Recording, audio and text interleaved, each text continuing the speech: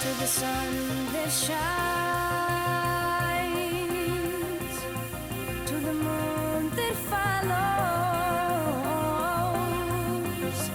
to the night that covers, to the day when love was.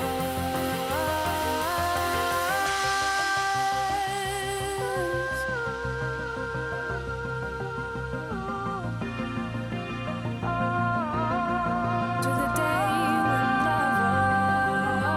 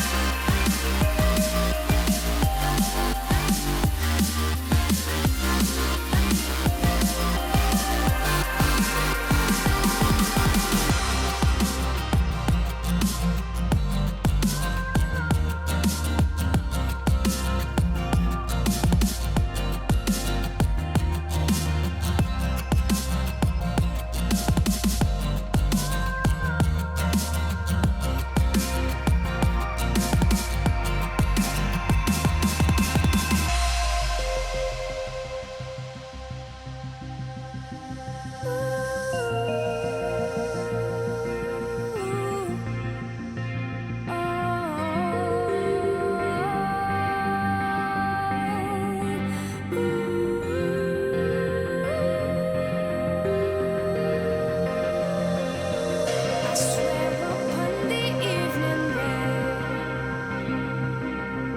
when earth is drowning slowly, I'll carry you 1,000 miles and won't let you be lonely. I'll take you there. I'll ignite the fire. I'll take you down and carry you higher, higher.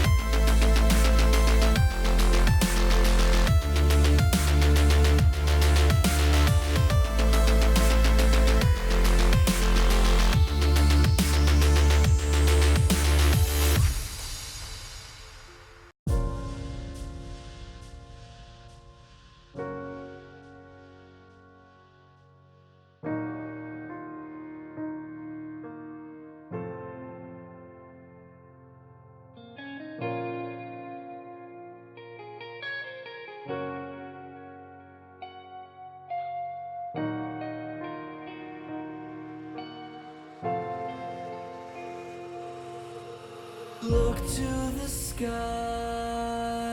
out to the stars. Believe what you find, no matter where you are. You can go on and make this world a better one.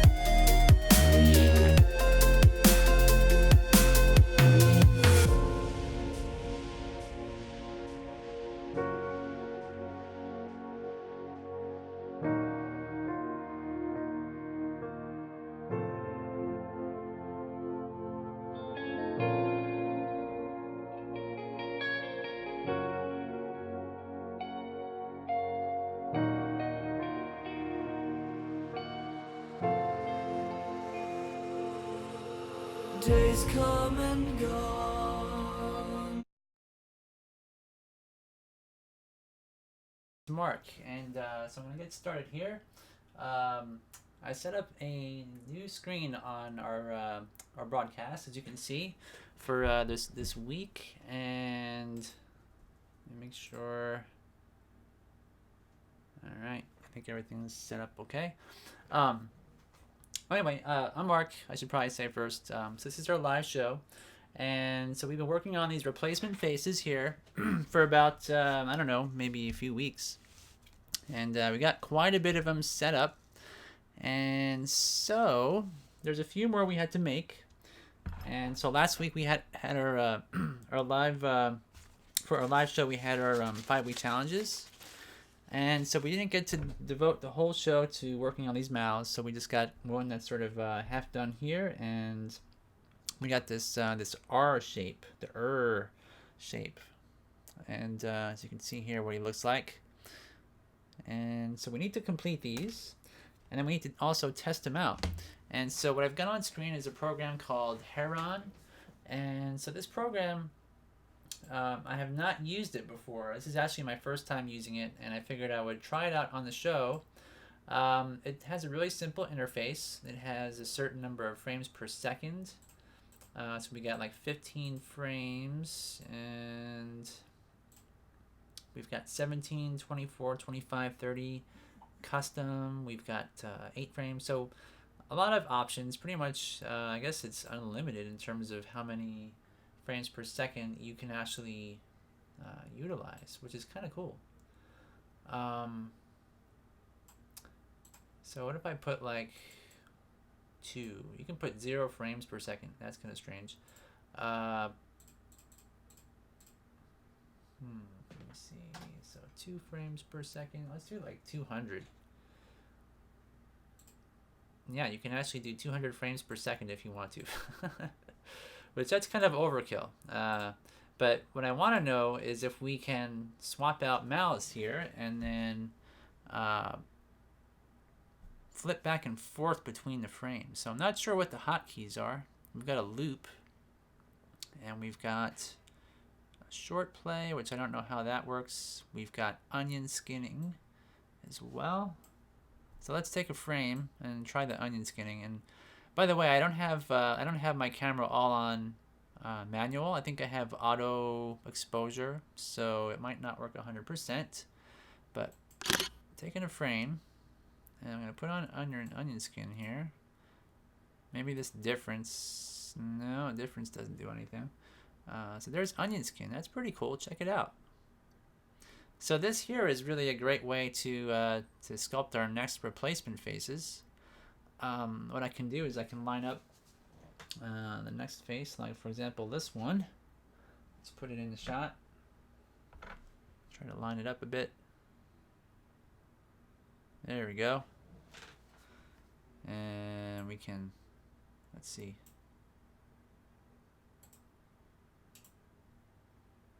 There we go. So you can see how he's gonna look when he's animated. That's pretty awesome. Alright, so like I said, this program is free.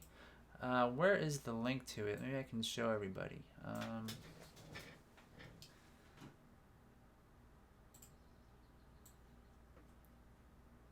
Let me see. Well, I have to get rid of the web camera. Let me do this first.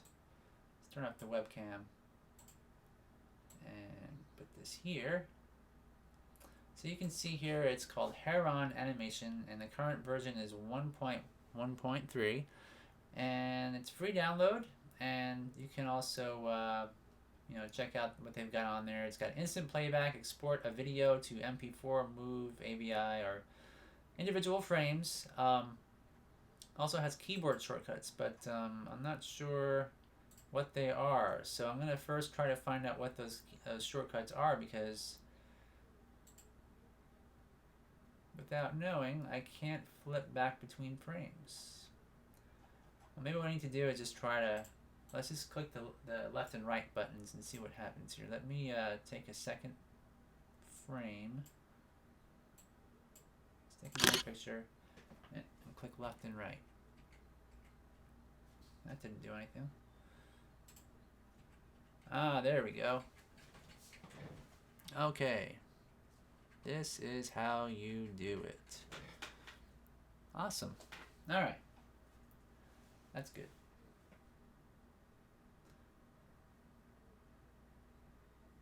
Hey, Lego Nerd and Hoser Lou and Omar. Welcome, guys. And Janet. It's great to have everybody here. Let me put the web camera back on. Okay. Get rid of that. And alright.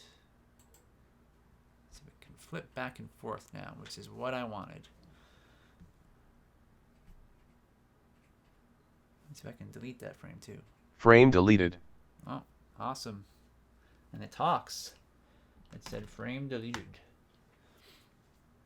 Okay, so what's next? I think I want to, perhaps, what I should do is to test this mouth out that I'm sculpting before I actually complete it, and see what it looks like.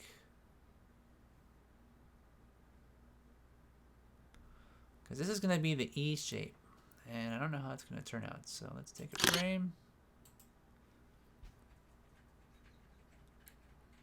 Alright, so what do you guys think?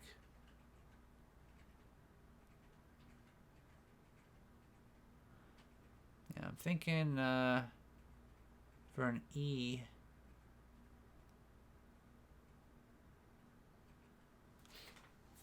I'm thinking that the side parts need to be out a bit more. Frame deleted. Alright, so let's go to live.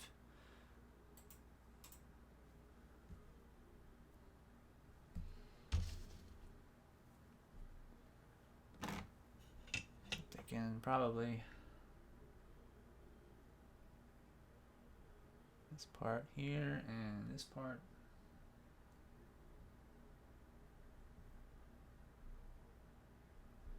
Alright, let's go over to here.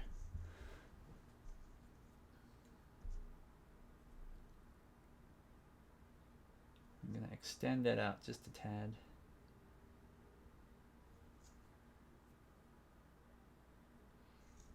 So have you guys ever tried Heron Animation Capture before? The program, or what is it actually specifically called? I think is it just Heron? I think it is. No, it's called Heron Animation specifically. Okay.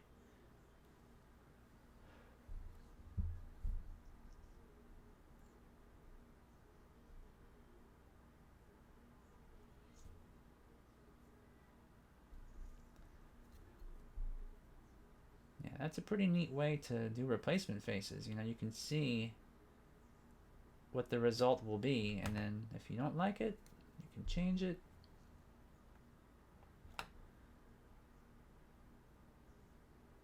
It's free program, as long as you have a web camera, of course. Let's see here. Let's put this back in here.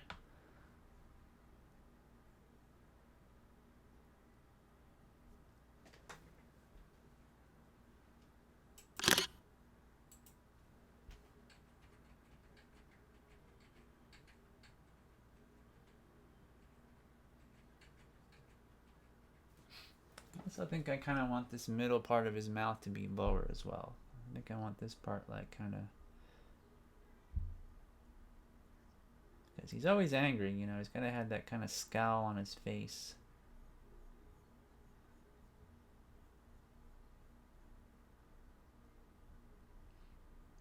And also his, let me see here.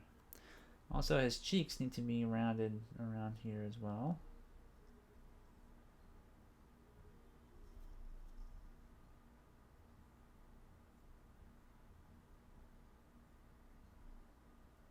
This will make a pretty nice little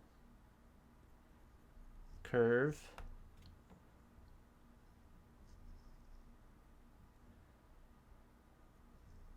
Something so cool about sculpting clay faces. I don't know what it is, but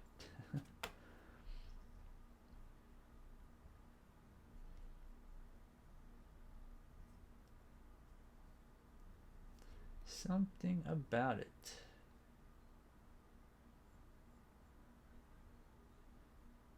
Just looks neat. All right.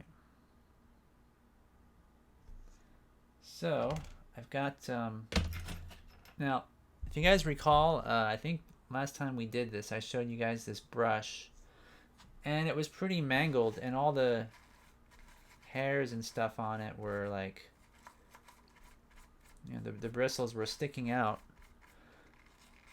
And the reason that happens is the clay gets down inside there, inside the bristles, and kind of messes them up. And just the fact that you're rubbing them a lot messes them up.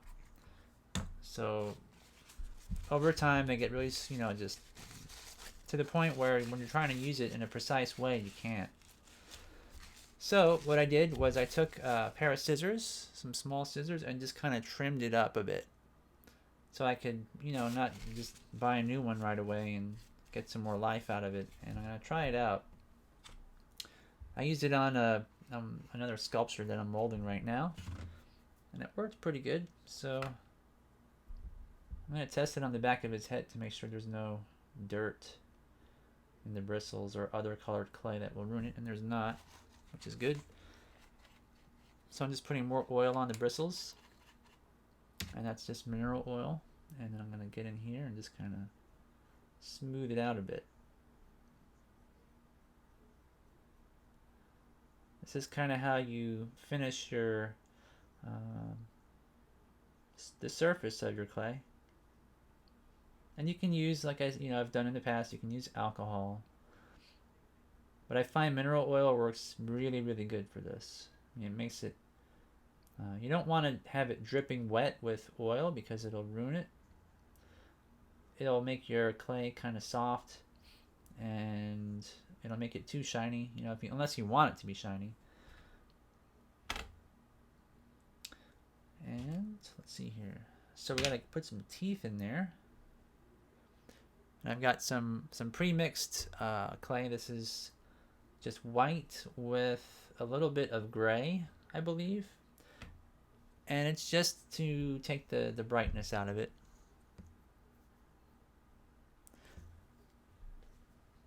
Hey Webster, welcome to the show.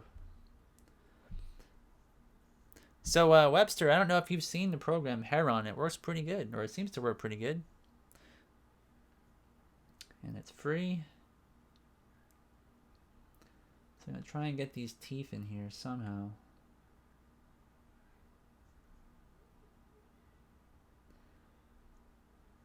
Okay. Yeah, it is free, Lego Nerd. It's and the website address. Well, you can just look it up on Google, but it's Heron Heron animation dot brick dash a dash brick.com. So there it is. Unfortunately, I can't like zoom in on the web address, but that's how you spell it, and it is free. And I'm trying it with my my Canon EOS 60D. It's a DSLR camera, and I used a program called what's the other SparkoCam. SparkoCam is a way that you can bridge your software that normally uses a web camera, but you can bridge it with your DSLR, because many DSLR cameras can't. If you put your USB connection to them and put it on your computer, it won't recognize it as a web camera. So you have to kind of trick it, I guess, to make it work. But web cameras will work just fine with it. I realized you guys couldn't see what I was doing there.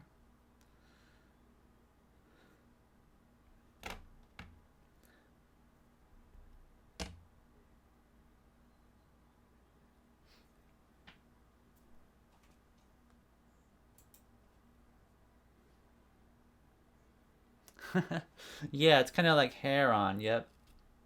But it's Heron.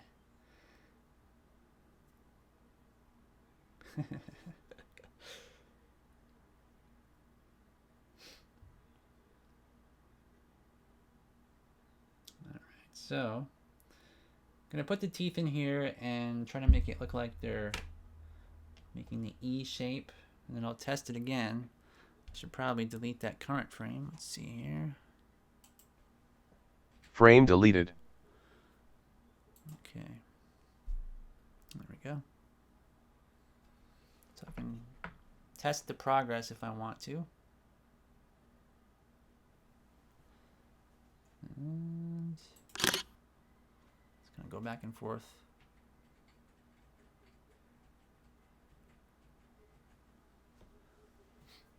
All right, so this will look pretty good. But the main thing is, like, if you're making the E shape, is to have that line between the teeth. You know, if it just has the upper row of teeth, it won't look right. I suppose it could, but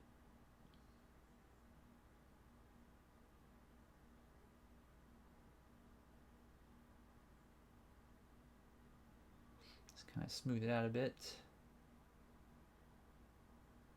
Give it some curvature.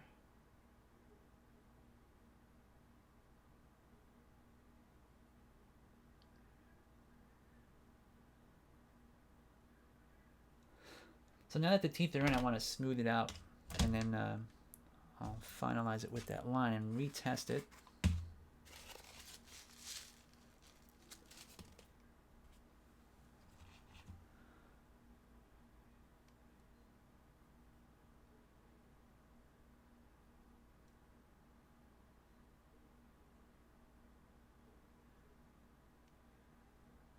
All right, there we go.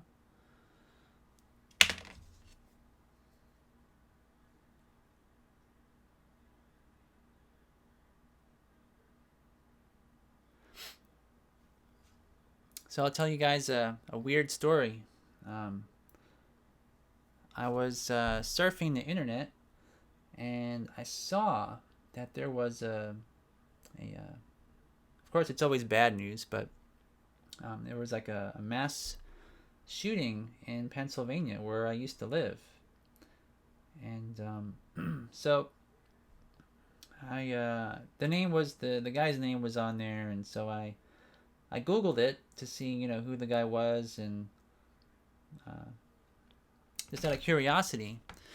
And he worked in a convenience store, and not a convenience store. It was like a food mart or something like that, like one of these like family-owned grocery store places. And So I Googled it, and it turns out that this guy had released a whole bunch of information on the internet, and like, you know, because he was crazy, of course, but it turns out he was actually an animator, believe it or not. He was an animator who made like more like I want to say Flash, but it's not Flash anymore. Normally, back in like the early 2000s, the style of animation would have been done with Flash, but I think nowadays it's done with software from like Smith Micro and other companies that release 2D animation. Even Krita, you can do a lot of 2D animation with Krita. And I recently figured out how to do that. It's actually kind of fun. But he was all into that stuff, and he made these films and he put them on YouTube, and he had a small following, and he was about, I think, 24 years old or so. And I was really shocked. Like, I'm like, whoa, he's an animator. And when I saw his videos, I didn't know at first he was, but I instantly recognized, like, oh my gosh, you know, he's using programs that I use, like Photoshop and After Effects and all this kind of stuff. And I sort of instantly recognized, like, oh, what is this, you know? So I looked into it even further, and so he was kind of like most animators, you know, like you kind of feel like in some ways maybe you don't fit in, like most artists, you know, most artists are, you know, introverted. It's pretty well known. You know, most artists aren't like super big party animals that go out and drink and you know, like that kind of thing. I don't know how to explain it, but like if you were to look at it like there's a bunch of characters in stop motion, he would be more like the Jack Skellington of animators, you know. Feels out of place, like what Tim Burton sort of describes as himself. And so I looked at his animations and stuff because I was curious, you know, what he created, obviously, and most of his stuff was super violent and really disturbing, which I think most, you know, when we're younger, most of us make violent stop motion films. Okay, let me see if I can get a live shot here. Let me delete this one. Frame deleted. And test out this mouth now. Let me see. There we go. Oh, I bumped it.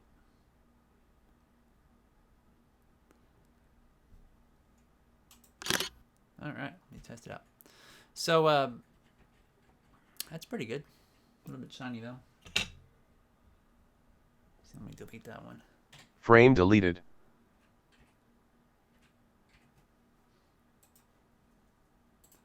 So I don't know if you guys heard about that guy or not. Oh, okay, Webster. Yeah, well, most animators don't drink. But I get your joke. I get it. So what do you guys think of that? That's pretty nice, I think, for the E shape. I think I'm going to keep that.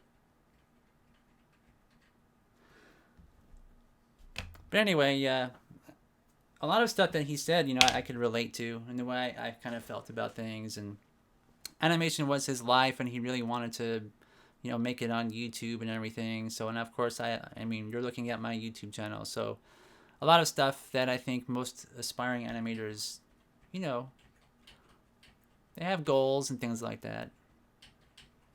All right, that works good. And so I could relate to that guy in a lot of ways, but you know, his mind was obviously really crazy, and he would go on these long rants about you know, past school shooters and stuff like that. It was really disturbing and stuff. But yeah, so not all of us animators are completely sane, I guess. I don't know the point I'm getting at. I'm just rambling on, I guess. But I was kind of fascinated by it. You know, like why what made him want to go crazy and like kill his coworkers. I'm gonna delete that. Frame deleted. And go back here. Because I've never heard of that before. I don't know about you guys, but has anybody ever heard of an animator that's killed somebody? I have not. Super rare thing. Luckily. Here's the shape I've been working on. I think I'm gonna alter this one a little bit as well. I think this part of his mouth needs to come in just a bit here.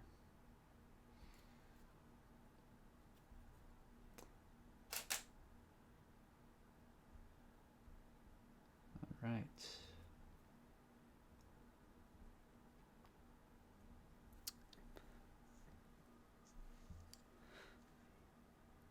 So Don, you're asking what program? It's Heron Animation or Animator. What is it? Animator or animation? Heron Animation. So again, here's what it looks like. Here's their website. It's totally free. It's a completely free program, and it works on Mac and it works on, I think, Linux and Windows. So Don says there was an animator who was killed while threatening someone with a weapon a few years back. Wow, really? I didn't hear about that. See, I'd like to paint animators as like holy beings, that are not flawed, but I know that's not true. I'm still kind of shocked that, someone would do that. And he was not a bad animator, believe it or not. He made these characters, but it seemed, and I was trying to, because I was doing sculpting and stuff, and I'm just listening to his YouTube videos where he was talking about what he was going to do and stuff.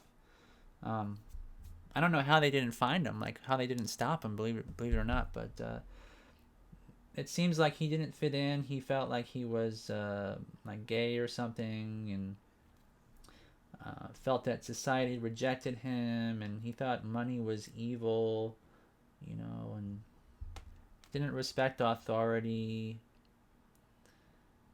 And here's the weird, really creepy part. His animations were of these girls that were, they were sort of like band members in hell, and they lived as ghosts in hell, right? And so he actually believed, here's what that's looking like so far, if it'll focus. He believed that when he killed himself, he was going to go to this animated place that he created. I mean, just really bizarre. All right, so I'm going to test this again here. Just to kind of... Oh. Delete. Why aren't you working here? Let's see. Delete. Frame deleted. There we go. And I wish I knew the hotkeys for this program, because it's a little bit... I have to click on stuff all the time here with my mouse. Let's take a frame and...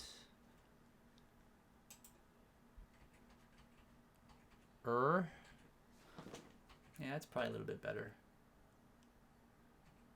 I wonder if I should have some teeth in there as well. Kind of the derp face there. Paul Boyd. Oh yeah, Flash animator also, huh? Maybe it's must be those evil Flash animators.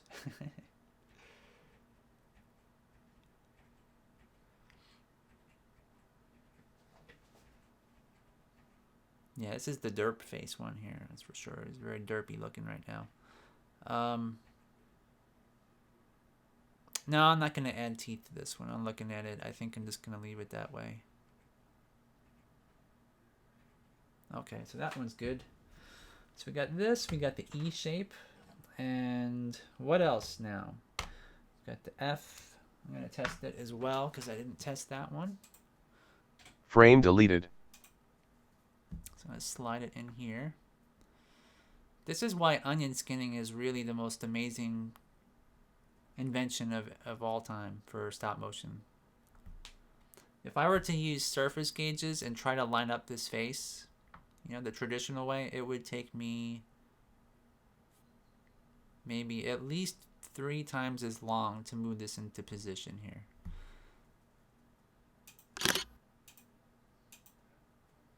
That's great.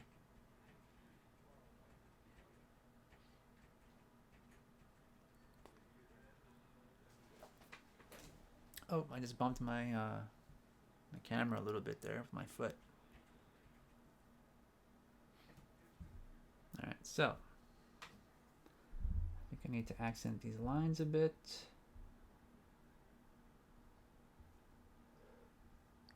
So it really looks like this lip is being sort of forced under those teeth.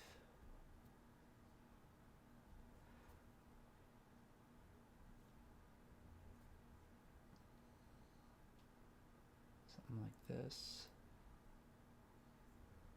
All right, let me delete this frame. Frame deleted. And then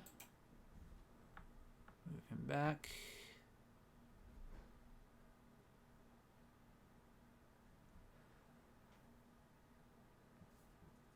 And I wonder if I'm gonna press the Enter key and see if it captures a frame, because that would be the logical key to press. So, oh, it worked. All right.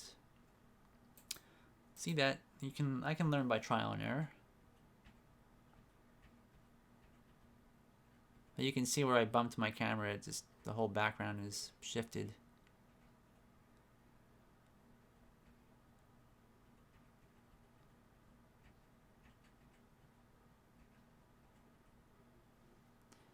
So why does it seem blurred like that? Is that just... Let me delete this. I wonder why it's doing that. It's like it's skipping a frame when I go back and forth.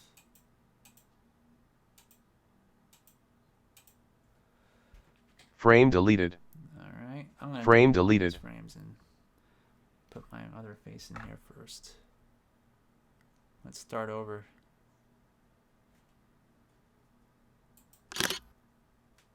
All right. I don't know why it was doing that.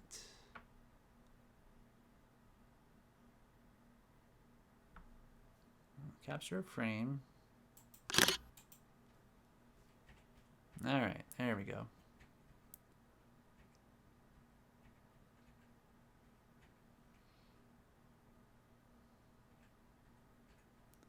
Yeah, that's not too bad. I think the upper lip I'm gonna bend. I'm gonna sort of do like what I did with the E. I'm gonna kind of make that ridge a little bit less pronounced. So right about here, I'm just gonna kind of, because that'll make him look like he has somewhat of a scowl to his face. Like the two upper edges are kind of up, and then the center is going dipped towards the bottom of the teeth. And then I'm gonna delete that Frame deleted. And then click on the live.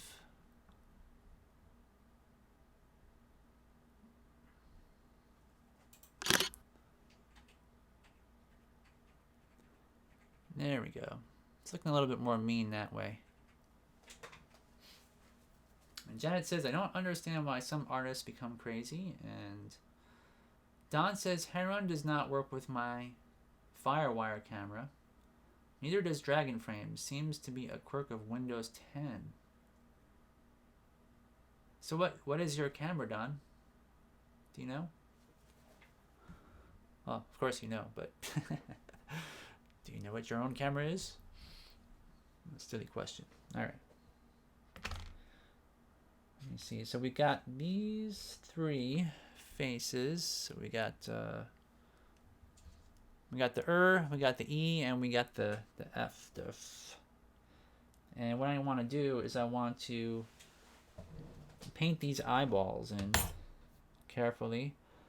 So I've got some water, and I've got some of my acrylic black paintbrush, and this has a very fine tip on it, if you can see that. And I need something to put paint on. So I have a somewhat dusty, I don't know what you call these. It's like a washer that they put on the top of your CDs when you buy them in a pack. And it kind of keeps them from getting scratched. It's like a protective fake CD.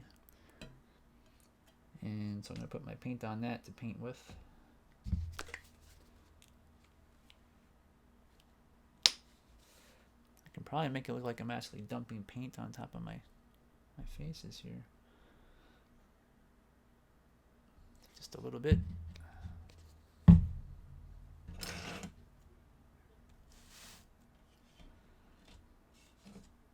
So I'm going to try my best to match the other eyeballs that I painted in there.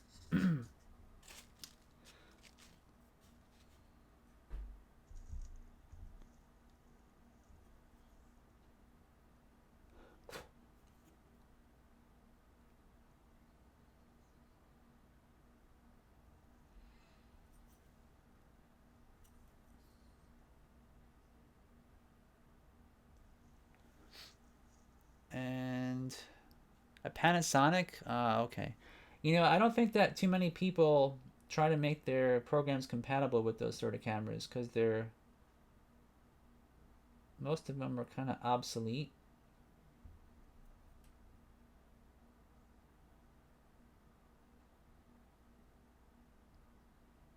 Because I have a Panasonic myself that I could plug into my computer, and it won't work. Not for any program. What I used to do, and you can do this yourself probably, Don, is there are these bridges. They're like a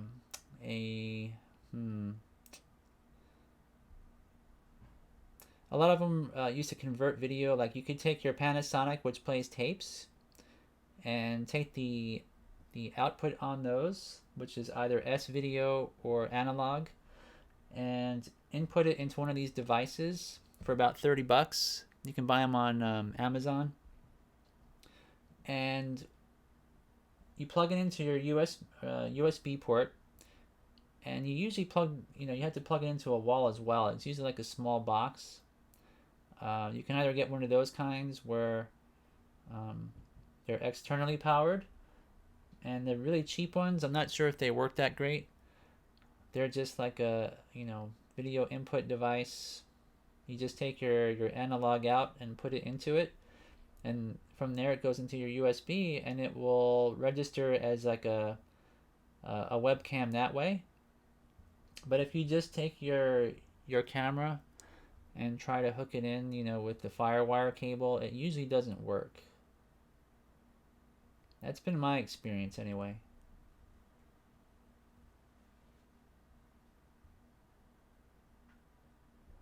It's kind of like with what I'm doing now with my Canon camera, where I have to have a software bridge. So like what I'm talking about for you is a hardware bridge, but that's kind of the concept behind those things, is that they usually need some sort of middleman to work with your software.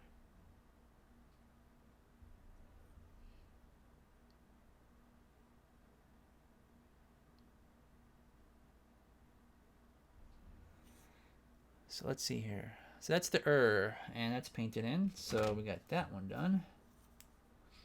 I clean off my brush. Usually if I do any sort of paint job on stuff, I'll constantly wash my brush. And the reason for that is if you just use your paintbrush and you don't re-dip it in water, that any sort of paint that gets up in the upper portion of your bristles will dry out and ruin your paintbrush.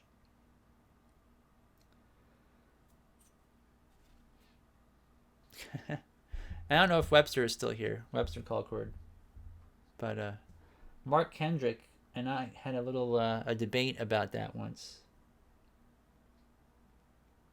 I told him that you shouldn't leave your paintbrushes and the bristles in water, just like leaving them in there as a storage device. It'll ruin your bristles.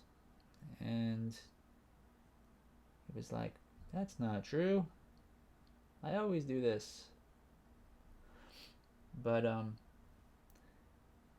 yeah, I remember a long time ago, it was like most of my paintbrushes were the really cheap brushes you could buy in the craft stores for like $5 for maybe 10 paintbrushes. And every time I left them in the water, they would always disintegrate. So I think he probably had the really good paintbrushes.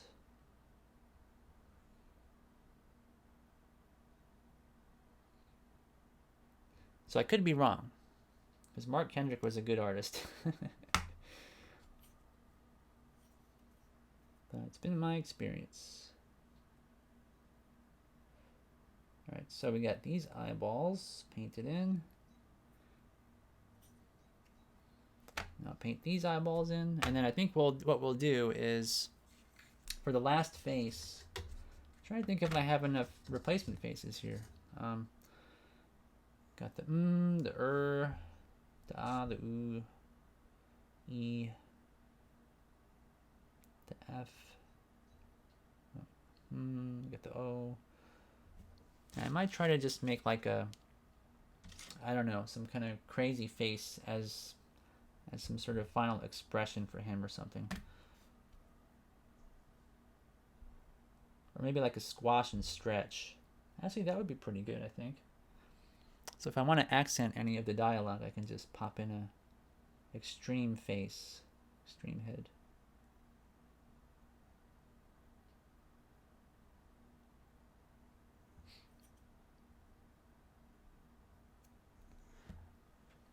So what do you guys think? Do you leave your paintbrushes in the water?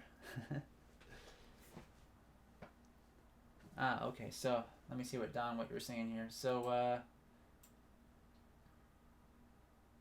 so Don says that that Monkey Jam is able to see his camera. Now I know Monkey Jam isn't that for Macintosh computers, Don? Is your computer a Mac? And Don says water can ruin bristles of a brush because if it is tap water, it will corrode them. Soaking wooden sculpting tools in a bag of water will do the same thing. It will actually grow mold. Yep, if the handle's wooden, like look at this paintbrush. So I think I probably left this in water for some time, and you can see how it's fallen apart. So yeah, that's how it is for me too. But then of course I've got this kind, which is all plastic. So I don't know. Maybe this one wouldn't have a problem.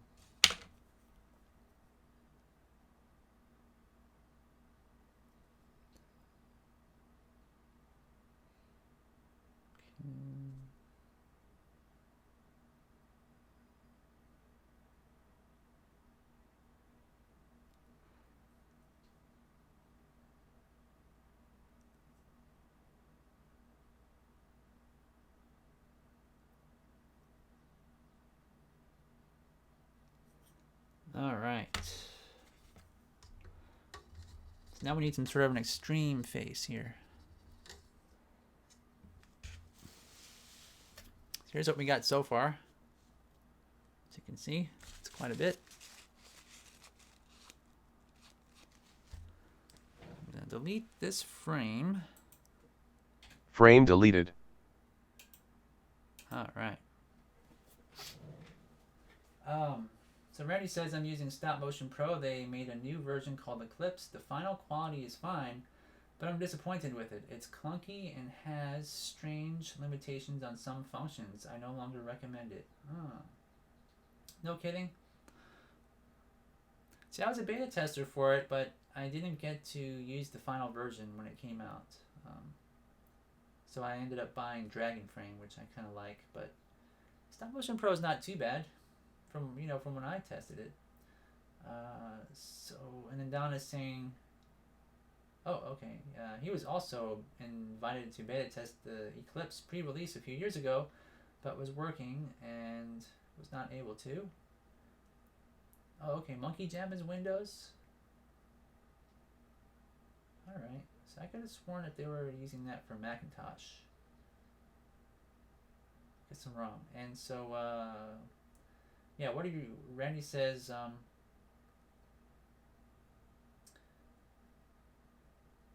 Huh. Anything specific, Randy? That's kind of interesting.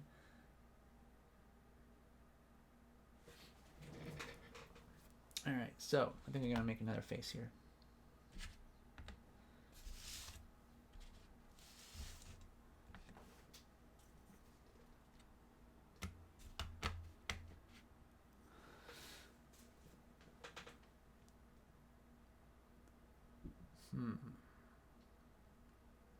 Yeah, I think that the newer version of Eclipse was definitely better than their previous version. I thought it was more intuitive. I think they also kind of did things a lot like Dragon Frame. And I know that the two companies have a bit of a rivalry. I don't know if it's how like Jamie Caleri feels about it, but I know that, you know, they feel like, you know, certain things were, you know, of course, borrowed from, or ideas borrowed from one software to the next. But, of course, it's a stop motion program, so it's going to do the same thing. Alright, so now this mouth here, I'm thinking I want this to be like squished out this way. So I'm going to kind of get in here, and I'm just going to be kind of crazy and squash his face.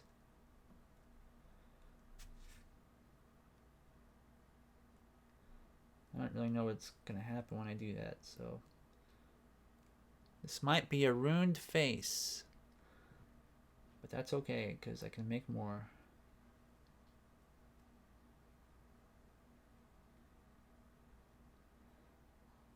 Maybe kind of scrunch his eyes as well.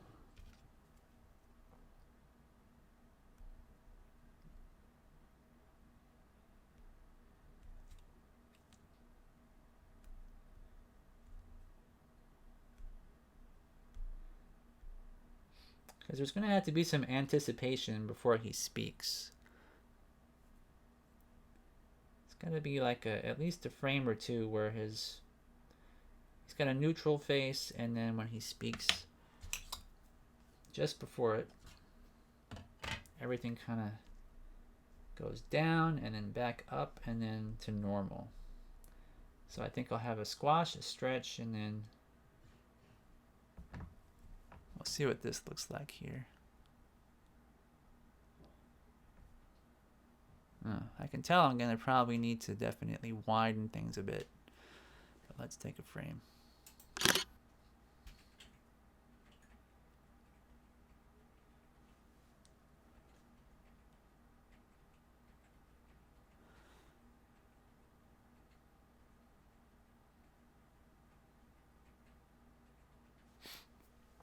Alright, so go back. What I'm gonna do is I'm gonna mark on my clay where I think I need to make changes. And so I definitely need to add like his chin under here for sure. I think I'll make his chin kind of come up high. And then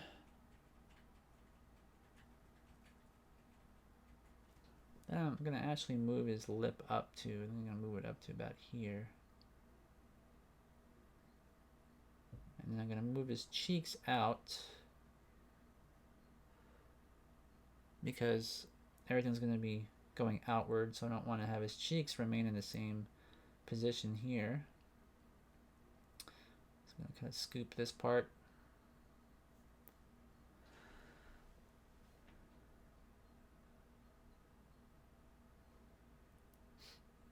Yeah, Don, I don't think anybody was saying that about you. And Randy says they base their whole program on the fact that it autosaves everything all the time, so there's no undo possibility. Really? No undoing stuff? I think you can delete frames on your timeline. Pretty sure of that.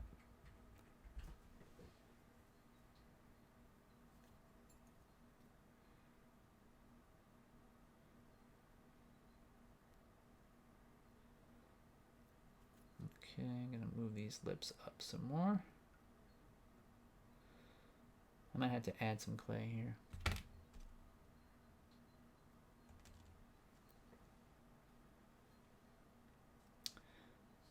Let's see. But you know, I have not used Stop Motion Pro in a long time, so. Oh, okay, old hidden files. Well, in a way, that's not necessarily a bad thing. As long, I think Dragon Frame does that too. It'll kind of, it will when you export your animation in Dragon Frame, there's an option. I forget what it's called. And if you delete frames in your timeline, it will kind of ask you, do you want to first, you know, set things in stone? And they have a term for it where your deleted frames will be like, you know, not inside your AVI file or whatever. It cuts those out permanently.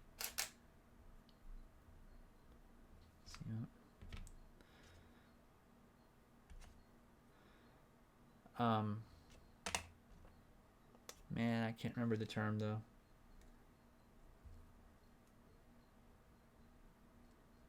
I haven't animated in like what, I guess it's been over a year with Dragon Frame.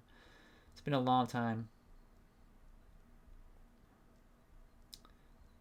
But that will soon change after I get all these faces done.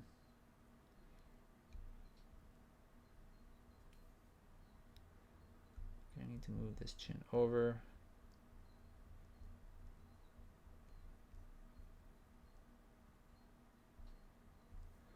Alright, so this is going to be really rough, but I'm going to delete the current frame. Frame deleted. And then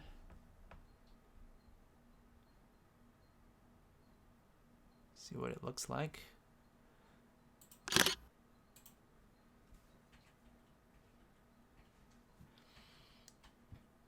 Well, the side of his head is definitely not nice.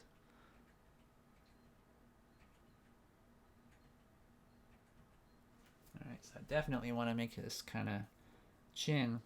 I want to give like a little ridge here to accent like this is the underside part of it that's being exposed as his jaw goes up.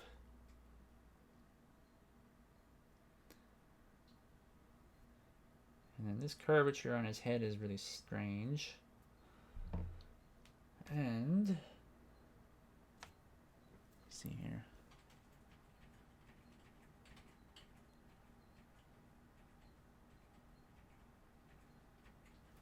I want to make that cheek a little bit bigger. Right here. Like it's being scrunched up.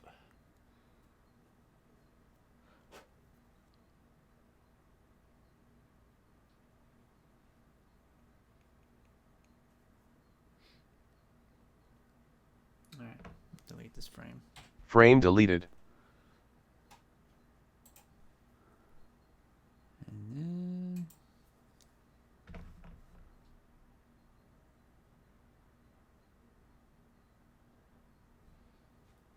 alright.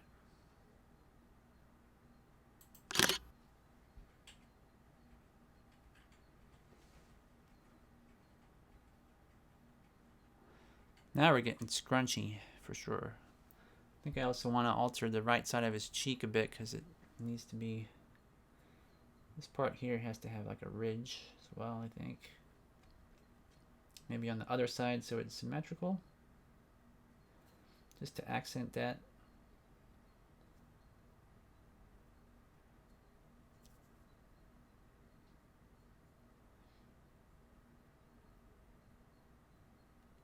So it looks pretty crazy with all these tool marks and everything, but I'm going to smooth all these things out a bit and then it should look fairly normal.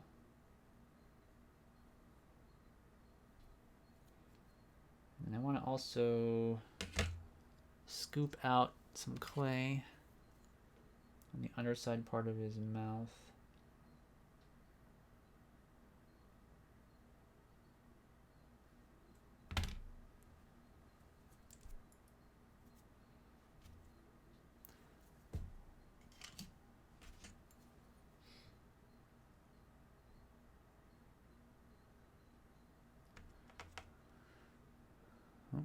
We're out of focus there. Okay.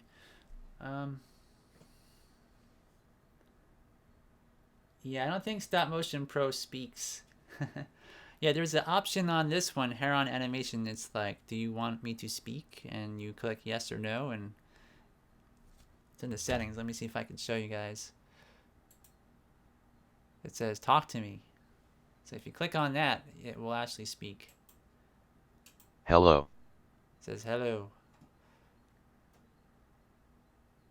So it's really a very cut and dry program. It's really simple. Unfortunately, you got to kind of figure out the hotkeys for yourself, but it's pretty, like I say, it's you press enter, left and right, and delete. Those are the main keys, and then you can play it with this button. So obviously, I don't need that function because it's only 2 frames, but there's the play button, and I'm not sure what the hotkey is. Maybe it's, what would it be? I don't actually know. There's a loop as well. But anyway, so what am I going to do here? Let me delete this frame again. Frame deleted. And let's do a final check of this before I smooth it out. I'm wondering if I should maybe widen the face more than it already is too. And I don't think that's, I think I need to make this bottom part stick out so that the, is that lined up right? Let's see. Yeah, I think I need to cut off, wait.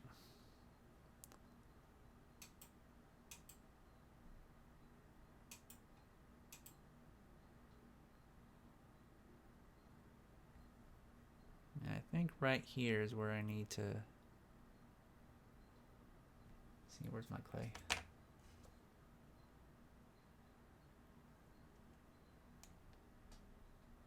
Oops, dropped a piece of clay on the floor. It's gone forever.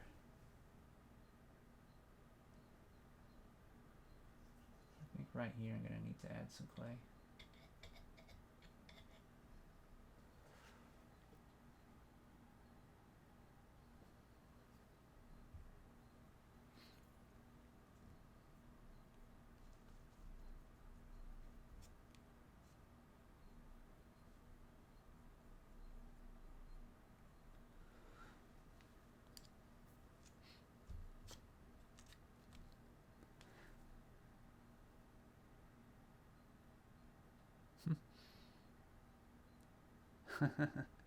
Yeah, if there's a countdown, I'm gonna have to run out of the house real quick.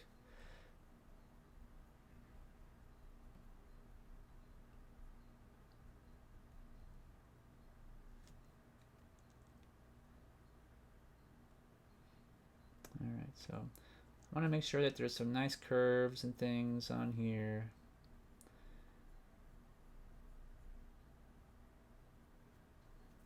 And there's sort of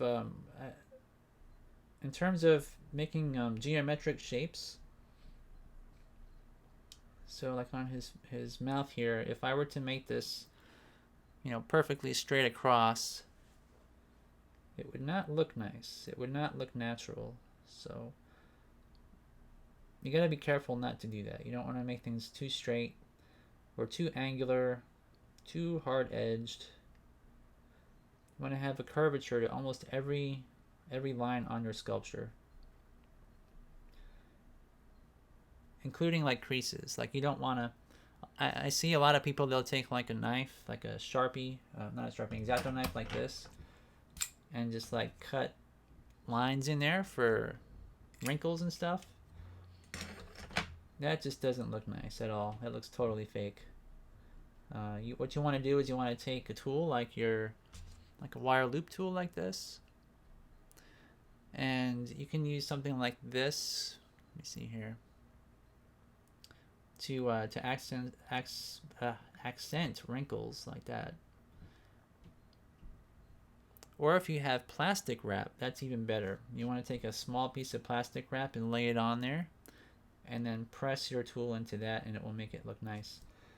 I'm not too worried about it being hard edged with this tool like this, because I'm going to go over the whole thing with my brush and smooth all those details out, so I'm not too worried. But you want to really avoid any sort of sharp lines like that.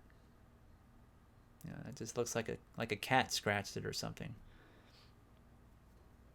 And this particular tool that I use also, the 007 wax spatula, there are a lot of straight edges on here. So I took some super fine wet dry sandpaper up to I think it was like maybe 800 grit or so, and just kind of knocked off all the really super hard sharp edges, so that when I go in here, you know, it's more of a rounded edge that's depressed into your clay.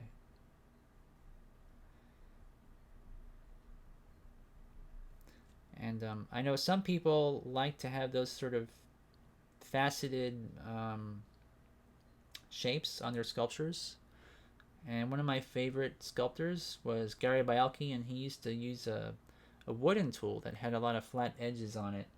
And he would get in there, and you could see a lot of angularity to things like wrinkles and stuff. But he did it in such a way that it wasn't on all the organic parts of his characters. It was more on the clothing and other places that weren't resembling like skin and stuff, for the most part.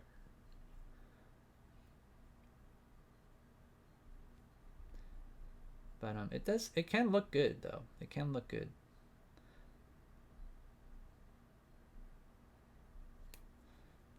So let's see. I need to have like a little bit of a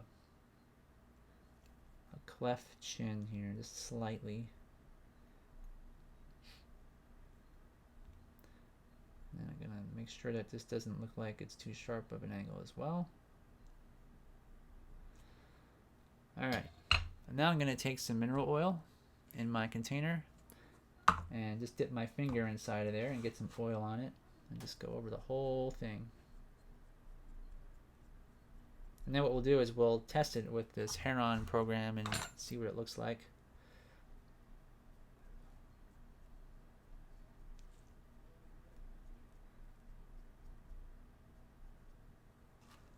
I want to make sure I don't smooth too much. I don't want to get rid of all the details. What I want to do is just get the larger surface areas and then use my paintbrush to get into all the details. And then wherever the details have been smoothed out too much, I just go back in and see if I can press that a bit. And just add those details back in with my sculpting tool. And that way you can be much more selective as to where your tool marks are, and you can put them in there in more of an artistic way that's more controlled, as compared to like when you're just kind of roughing it in. You're not worried about how it looks. You just want to make sure the major shapes look good. So here I'm going to get in here with my brush and just get around the cheeks.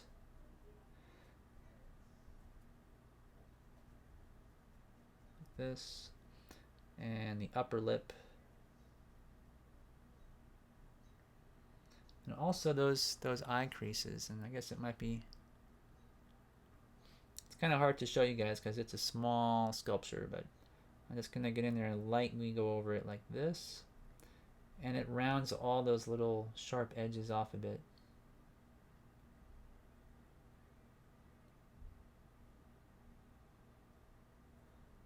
A little hair in there. Okay.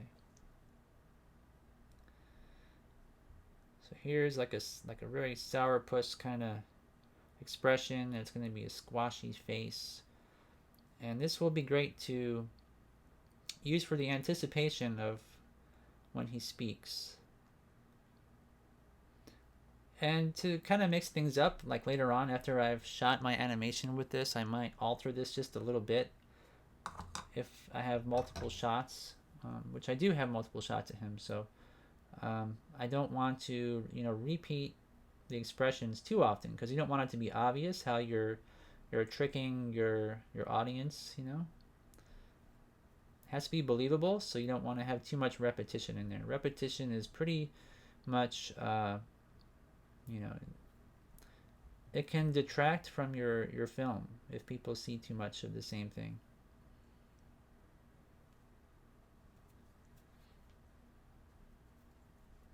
But pretty much, There's no rules or anything, but it's just my opinion, I guess.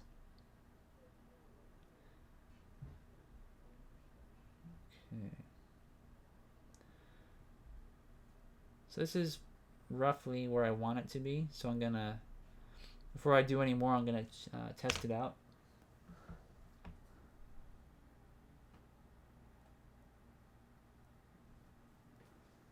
Let's see.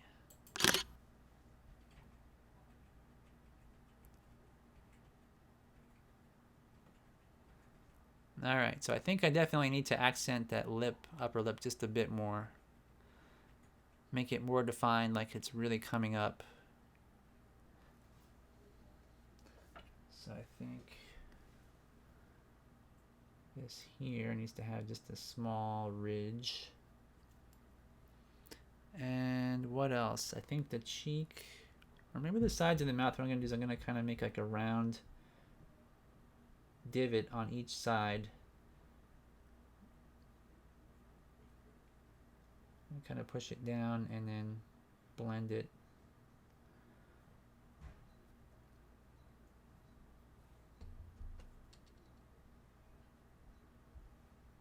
And if you get, I don't know if you probably can't see it on the web camera, but I'll get like little bits of clay that stick to my tool. It's like just coating the surface with a thin layer of clay.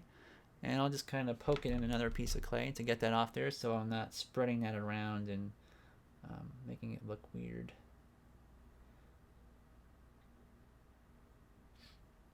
So if you see me kind of poking it in like that, that's the reason. I want to finish this and then one more face before I end the show. I want to, wrap this one up. This king, I want to finish him because I don't think I want to devote another hour to just, the last two faces. So I'm going to finish it up.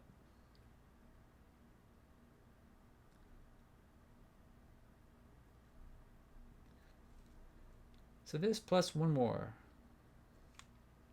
However long that takes.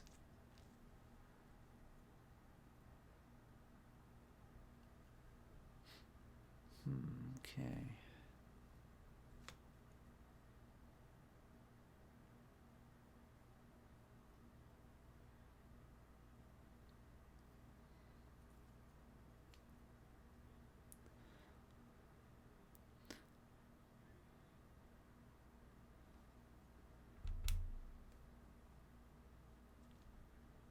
Here and here. I guess his crown will probably cover up his forehead, but I just want to have these little wrinkles in his forehead here. And also I want to bring this line around a bit as well.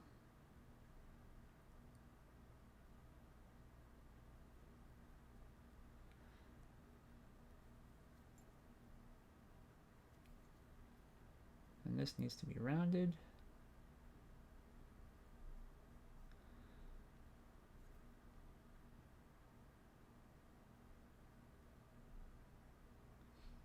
Alright, so I'm going to test it real quick. So let's delete this frame. Frame deleted.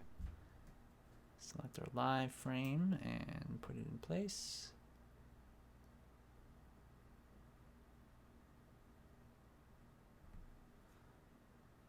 It's probably about right. Let's see.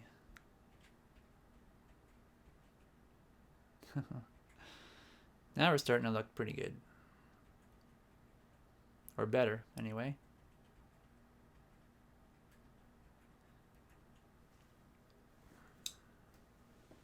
Make that lower chin. Let me delete that. Frame deleted. Go to live. I just want to sort of round that lower line on his chin off. Let's see.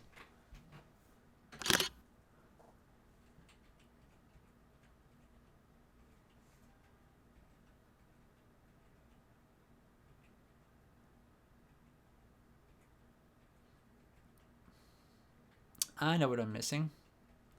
It needs to have some lower lids that are scrunching up as well. That would make a big difference. Alright. But I think what I need to do first is probably paint his eyeballs in, because this will be hard to paint if I skip this step. So Let's paint it in first.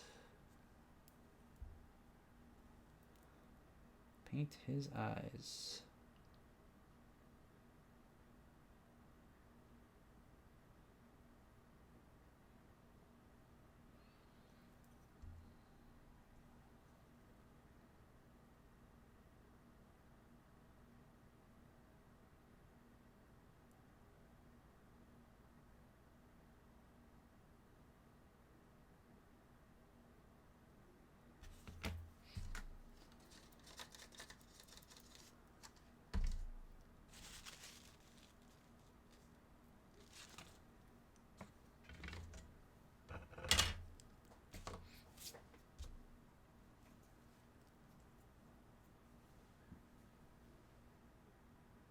Frame deleted.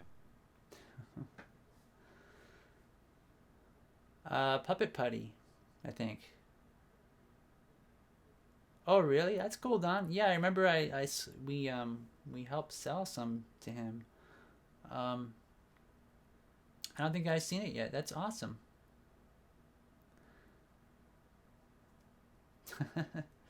Well, I don't know if PP is the really good abbreviation. I would say the whole thing. Yeah, so it's Puppet Putty. You can say it.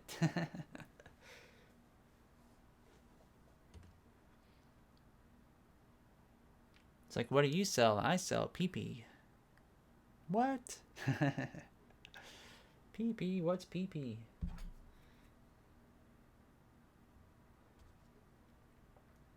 Yeah, I know when I abbreviate it for in my conversations with you, I always think PP is kind of a weird, you know. I think if you tell people I'm selling PP, it's kind of strange, but I know you understand what I'm saying.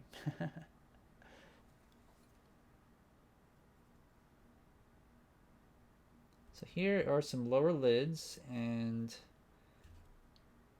I think also the side part of his mouth here I wanted to smooth out slightly. Over here. Alright, let's see what this looks like now. Let's go to the live frame.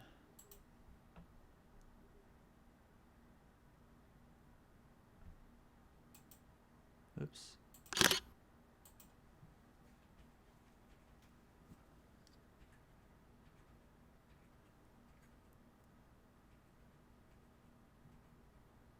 Alright, so I just need to angle this one lid down a little bit, and then I'm going to blend it into his face.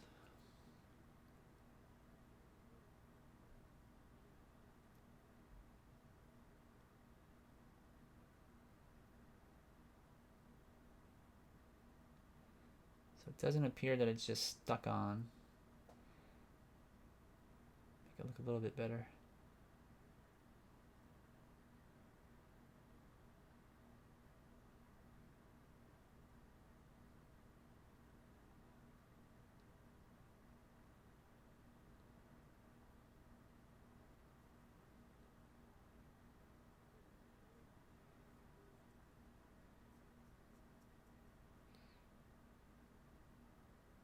Alright, I think that should probably do it for this one. Let's delete it. Frame deleted.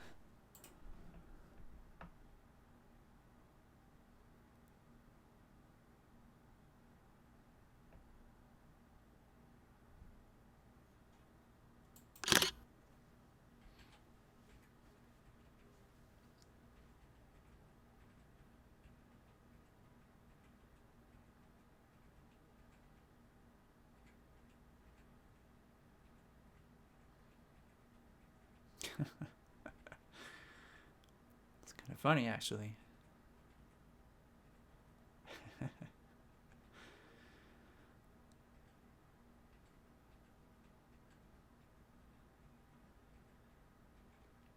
So we got the corner of the eye scrunched. I think I'm gonna just accent that part just a little bit, slight bit more as well.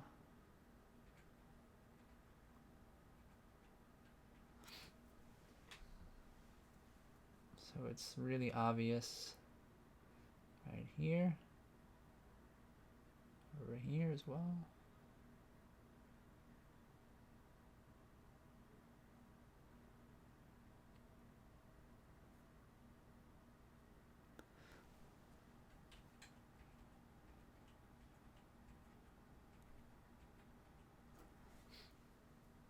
Just make this slightly more depressed in here.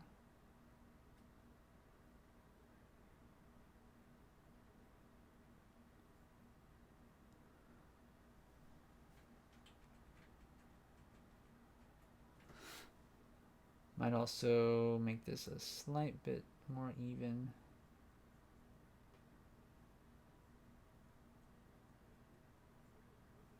Alright, let's delete it. Frame deleted. Test it again.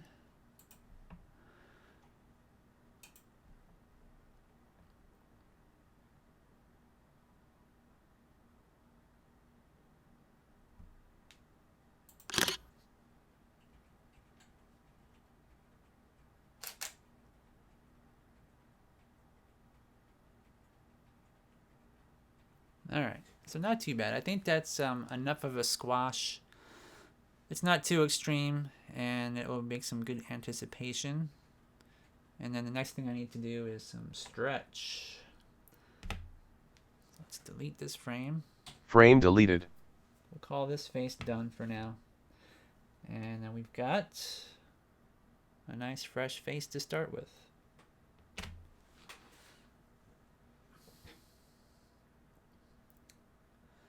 Thanks, Lego Nerd. You know, I thought about like drawing these all in Krita first, all these expressions and everything. But it's pretty easy just to sculpt them. Once you have a, you know, the thing that makes it easy is when you cast these in clay, you have a starting point, and you know you can just work with it, and it's really straightforward.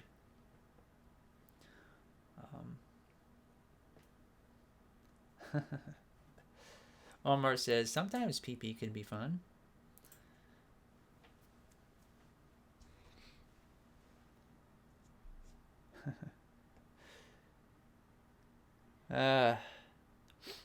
Yep, I've had weeks like that myself. It's not very fun. Hey Paul, thanks. Alright, so now this one here I'm gonna have to do some stretch, and that's going to require that I think maybe I should sort of, I know I want this part to be down.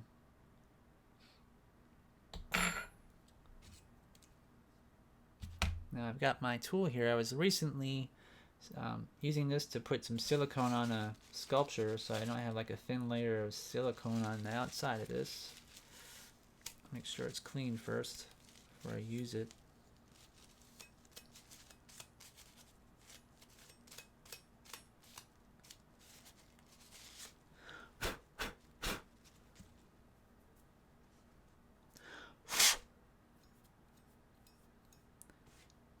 Pretty close. All right. Oops. All right, so I'm gonna slice this guy's face, and there's still a little bit of silicone on here.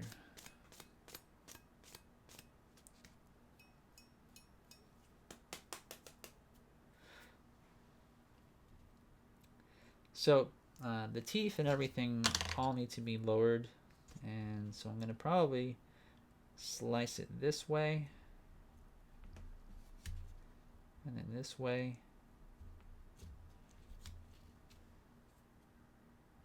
Cut this mouth like this. So it's kind of like a ventriloquist dummy or something, where I can slide the whole face downwards. Alright, so cut his mouth off, and then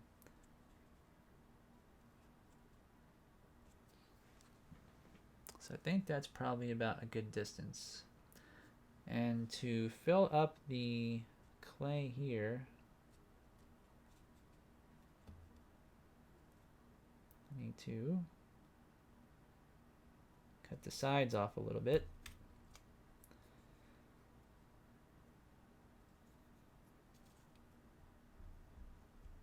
Right there, and then maybe just a little bit on this side. And then put it here. Okay, and then blend it in.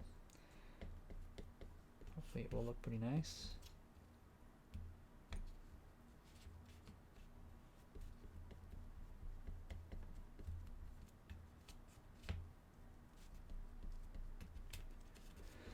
So just like with any sculpture, you want to make sure that the basic forms are there where you want them to be, and leave the details for very last. You don't ever want to just like start putting wrinkles and stuff in here.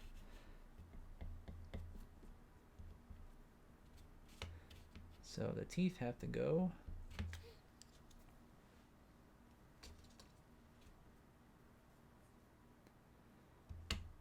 And these cheeks will have to be lowered, stretched out a bit. So I don't really know how this will look. We'll have to test it and kind of see what it looks like after it's kind of close, and then take it from there.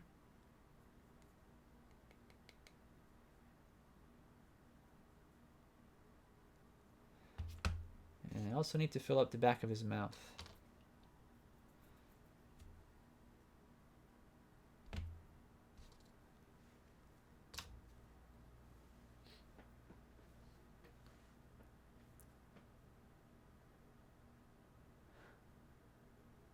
So, oh, Omar says, I like what I found about Slow Bob. Are you talking about the Henry Selick film? It's like Slow Bob in the Lower Dimensions, I think it's called, or something like that. I have not seen it in forever.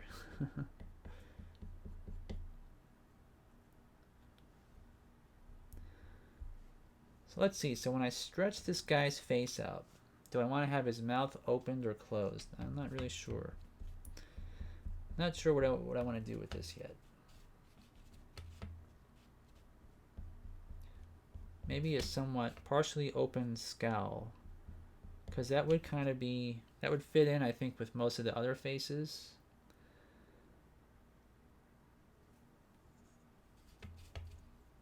And also, I think his eyebrows need to be higher. So I just want to quickly do a test on this and see what it looks like. Let's put it in here.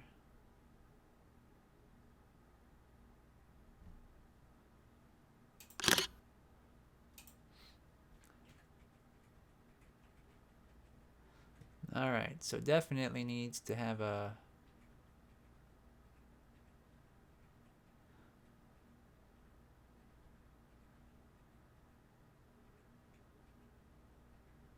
see.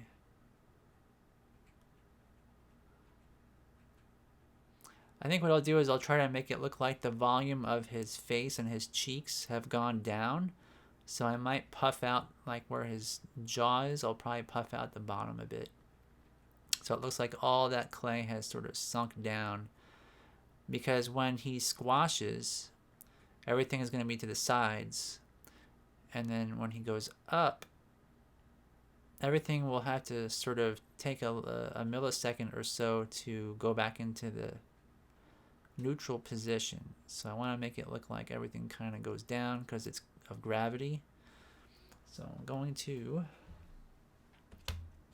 give him some chubbier cheeks, at least on the left side for sure.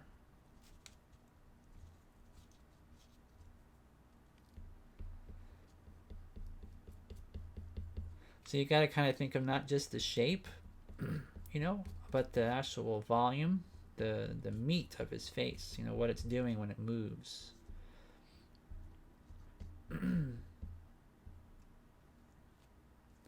There's a clay animated film with a bunch of mice inside of a church. And I forget the title because it's been since the late 90s when I last saw it. But there's a scene with these mice, and there's a shot where one of the mice, I think he shakes his face. He eats like a piece of cheese or something like that, and he kind of shakes his face, and his cheeks go back and forth and back and forth. It was so amazingly animated and looked so awesome. And it was all based on the volume of the clay, like not just the, you know, because like a 2D animation, like something like where you're taking a squashed face like this, you just draw an oval that's more, you know, wide, and then for the stretch, you just make it longer.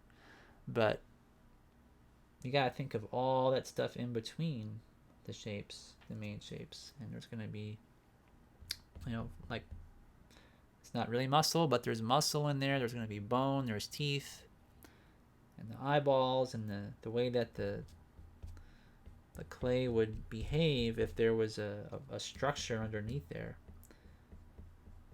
And of course, it's all going to be very rubbery because it's clay and it's cartoony and stuff, but you want to think about that as well, not just, well, the mouth is opened, so that's it. You got to think about like what the lip looks like, how far it sticks out, and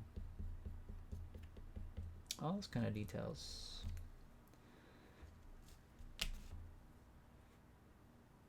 Let's see. So I think that, where's his chin? So his chin would be lowered.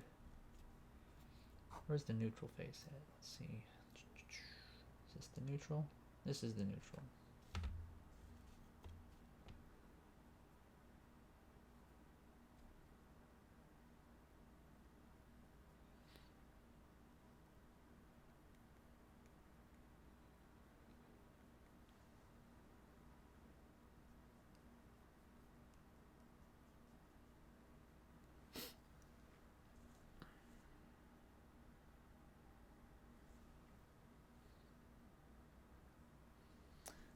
So Don says onion skin is generally adjustable.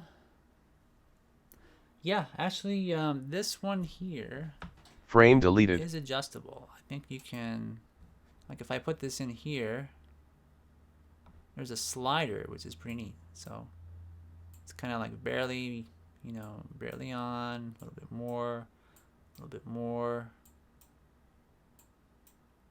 I don't know at what percent this is actually at, but it's from 0 to 100. You can kind of see what it does there. So I'm going to retest this again.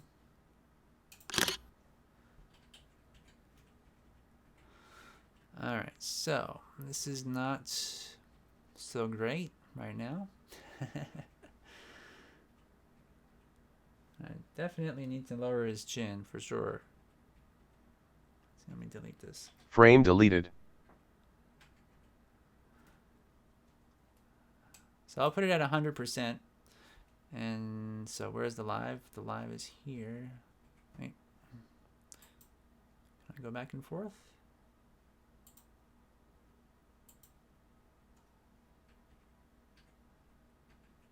Huh. Is that off? Alright, there we go.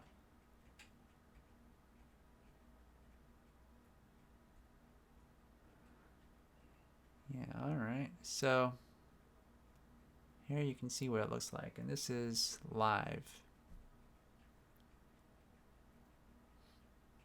Burr, burr, burr, burr, burr, burr, burr, burr.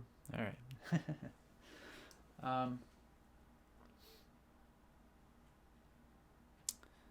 Yeah, so what do you guys think? I think this part of his head needs to be in a bit.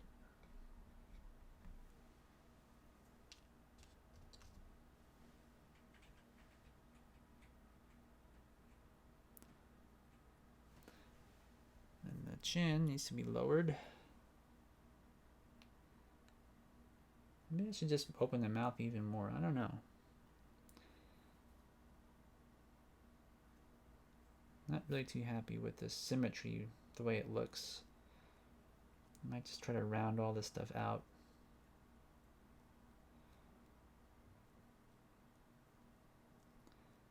The bottom part, kind of squish it in so it protrudes more.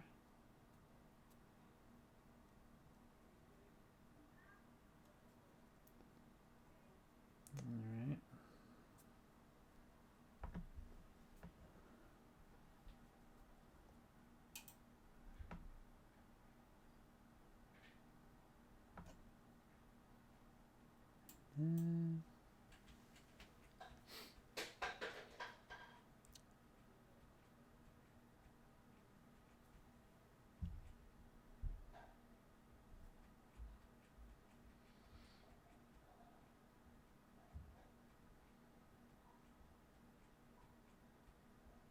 That's a bit better.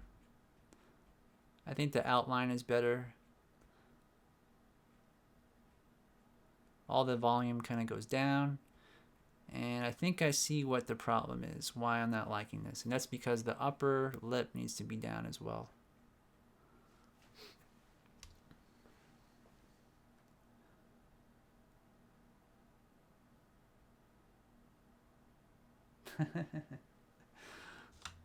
Bertation?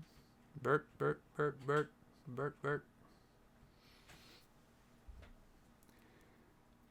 Yeah, we need to get this lip lowered to be more stretched out. You know what I might do here? I'm going to let's see, where's my beginning frame? Here it is.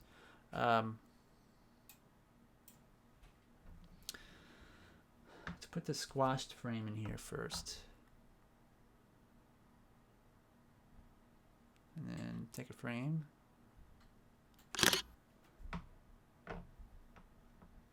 And then the stretched.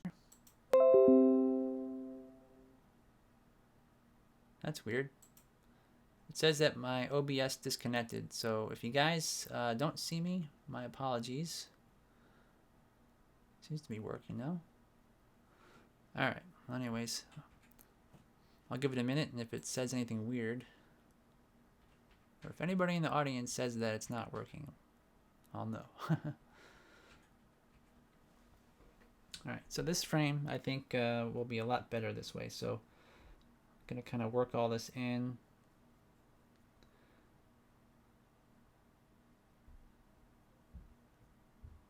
This.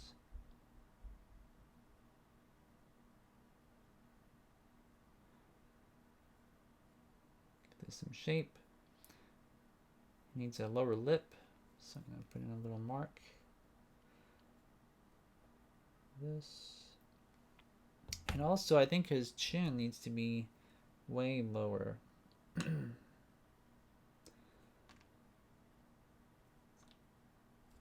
I'm thinking probably about down here. This. If you guys can see that.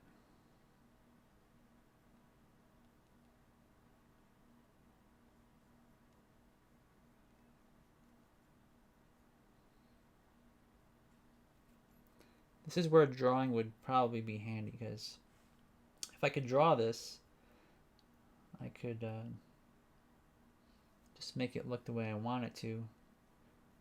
But I think it would just take more time to do that. So let's test it out here. Let's put on the live frame and then halfway.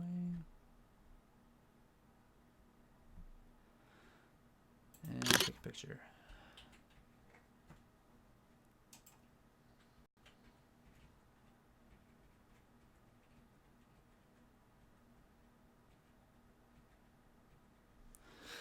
Yeah, I need to also lower these, or make the edges of his mouth point downwards. So I think like that.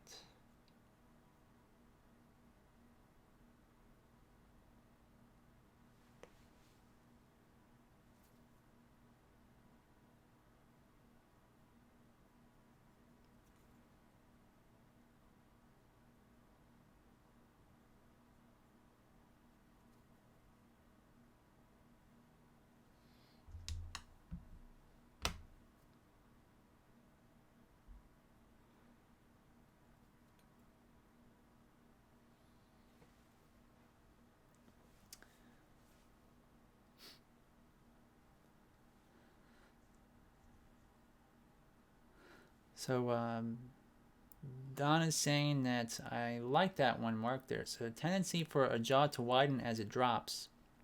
But if you just think in terms of the same volume of clay per frame, thinking it as a squash and stretch. Yeah.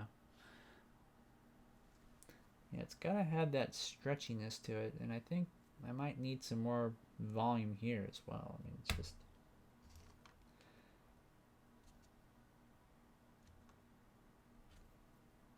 right on the right side, Because theoretically, this part would be closer to the camera. I just did a little bit.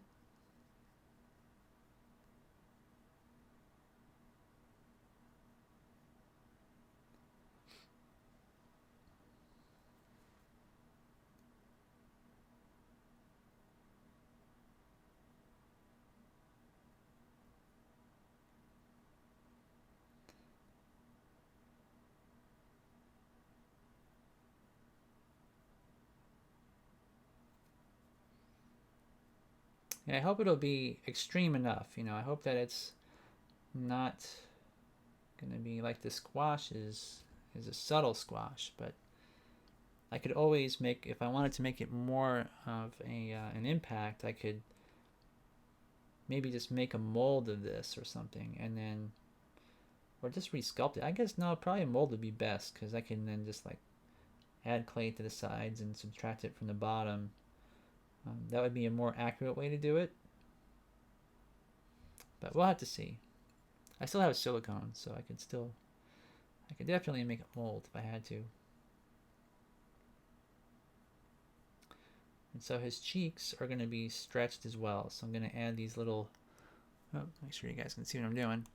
I'm going to add these little lines like here.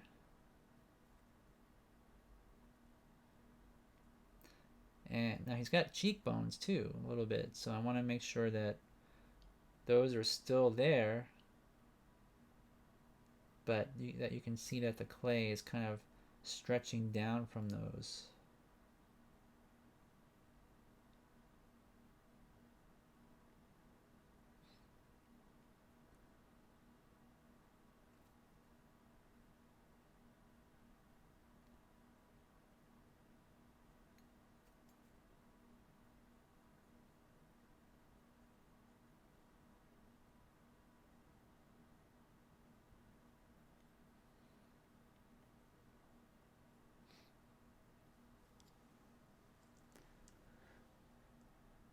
Yeah, using this program definitely helps if you want to make sure that your model's not being completely distorted to where you can't recognize it anymore. You wouldn't want that. So yeah, using a frame grabber for doing this either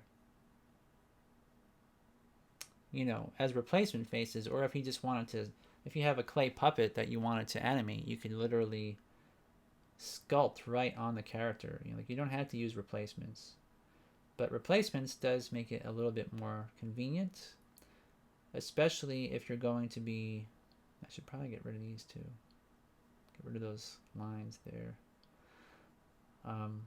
I mean, John Ashley, who taught me a lot about Webster, and also John, they taught me that you can cut off the face of a clay puppet, that if you like resculpt the mouth, you can cut off certain shapes and then stick them back on later on to save time. It's a real time saver to do it this way. But if you're really super short on clay, you could literally just like make one face and then resculpt it and then take a frame and resculpt it and take a frame. But it would take a lot longer.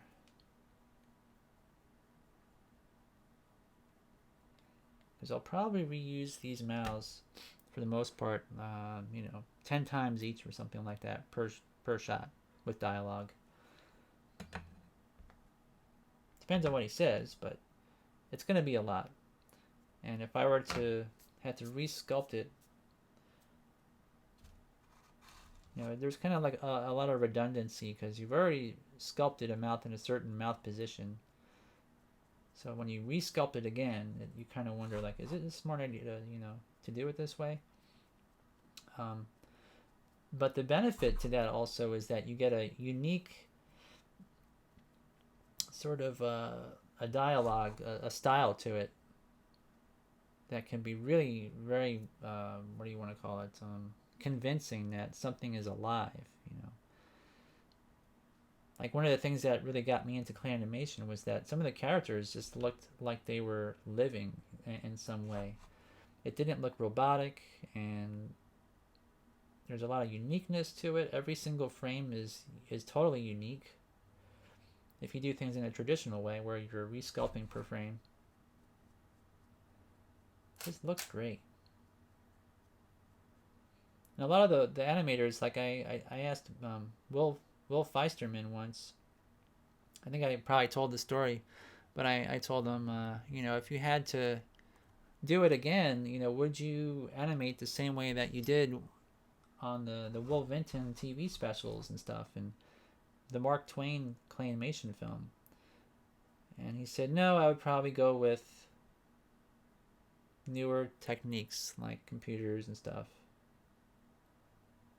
That's kind of how he felt about it, because he saw that the amount of time it takes to do that, you could tell, you know, probably three stories in the time it would take to make one stop motion film, you know, with computers. So he kind of liked it that way, and I can't really blame him.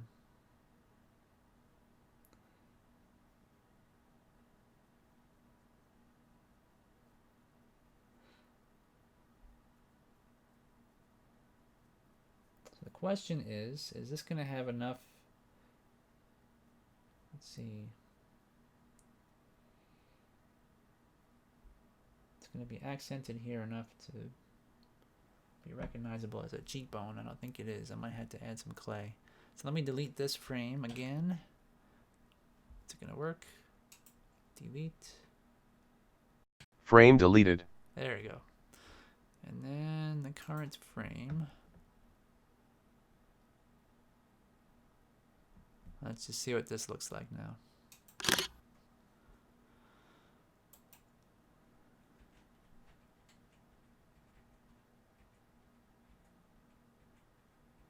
See, I'm looking at the squash and I'm just thinking I probably need to accent the corners of the cheeks just a little bit.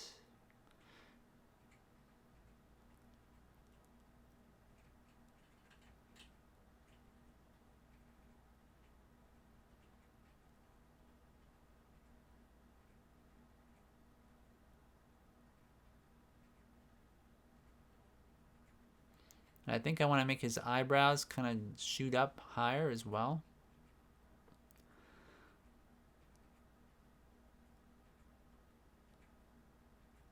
So higher eyebrows and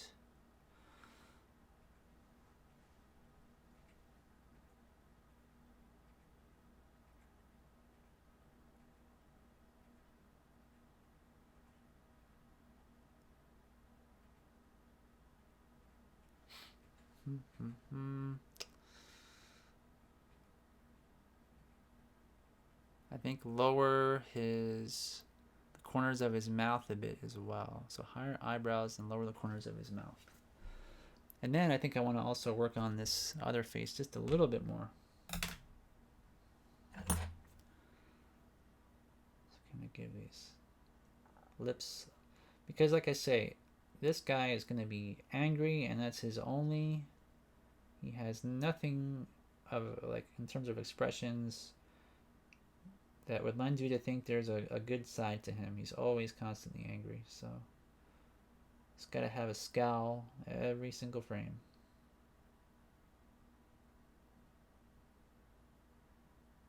I think kind of give him a little bit more of a scowl for the upper lips, slightly.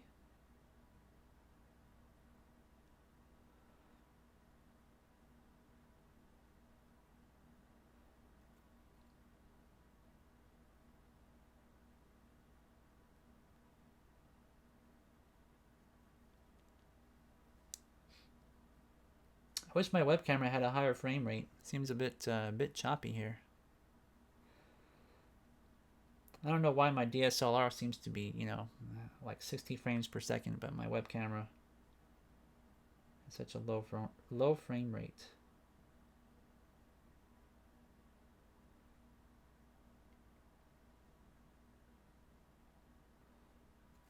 Let's see here. You could probably stretch his eyes slightly too, like just.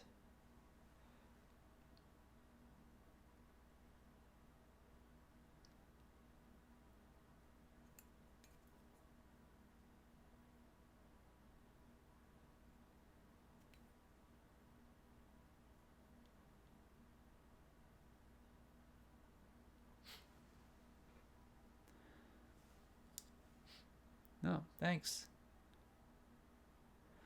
I'm using Avalon clay right now. It's a really old clay.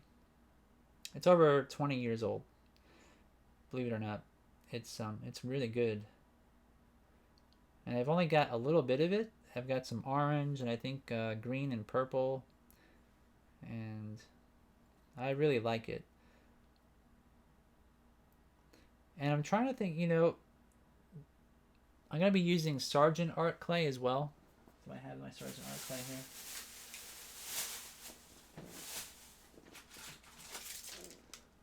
So I got some Sargent Art clay as well. And this stuff here seems to be pretty good. And it's made in Thailand. I'm not really sure what the formula is.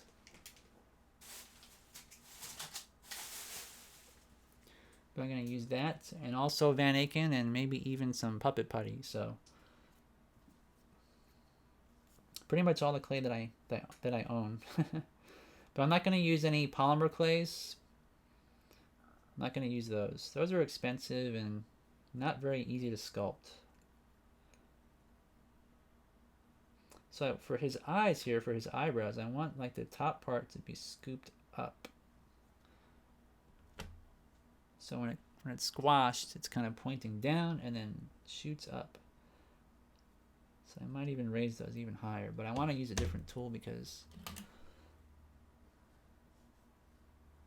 this one here is round, so this would make a nice curve.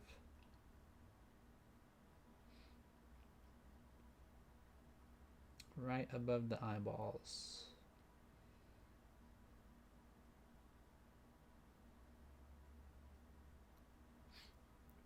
And this tool here, I just took a Delrin ball and a dental pick, and I took a propane torch and heated it up and then stuck it in there so it would adhere to it.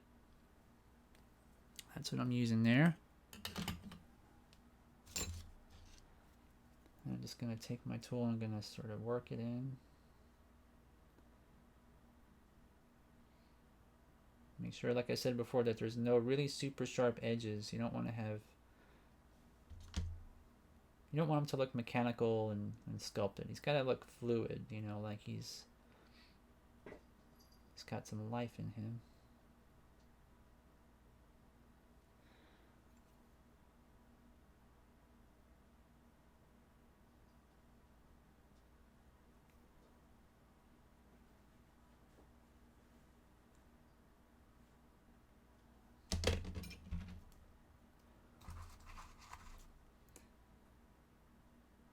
So I might add some of I might put his lower teeth in here too.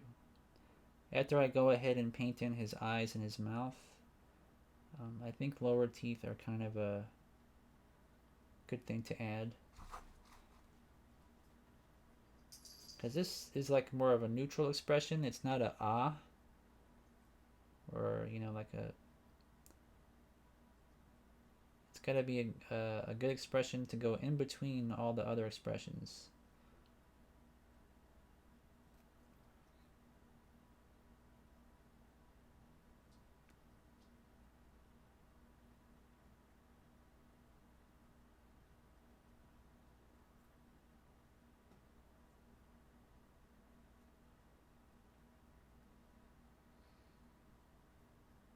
Alright, let's test it before I finalize it. Let's delete this frame. Delete. Frame deleted. Put it on my live and then put it in place.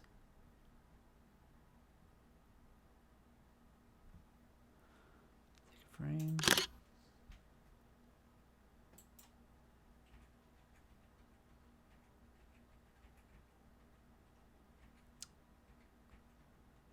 I don't know why. I think this heron animation doesn't work completely well. I think there's some kind of a glitch here, because I'm going back and forth and it's not working.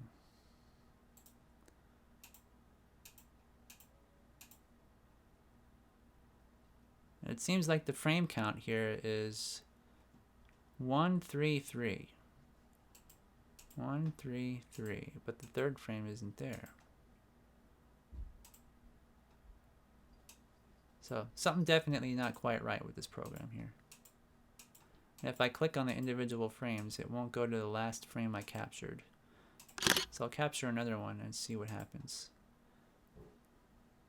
Let me see if I can. I think because the numbers are out of order. After you delete a frame, it doesn't recognize that it goes from 1 to 2 to 3. So definitely something I might tell them. And it doesn't work. But anyway, at least I can see these 2 frames.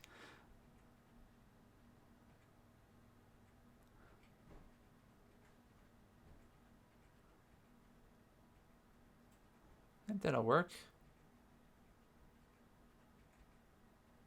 I would like to see my first frame. I just can't go there. It goes 4, 3, 2, 4, 3, 2. And then I can't go forward. I can only go backwards. Let's see if I click on frame 1, what happens. I can click frame 1. Yeah, it doesn't work right. Yeah, it's definitely a bug. So I mean, I can go in there and I can start deleting frames, you know. Let me see. Well, yeah, I can't. I can't even do that. I want to delete this one, but it won't select. Yep, buggy software. That's all right though. It's free.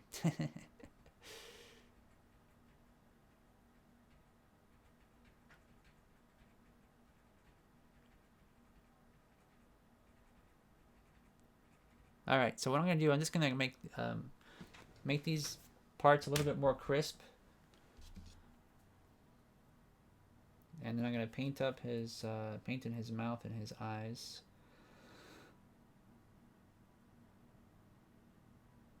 And add some teeth. And he will be finished.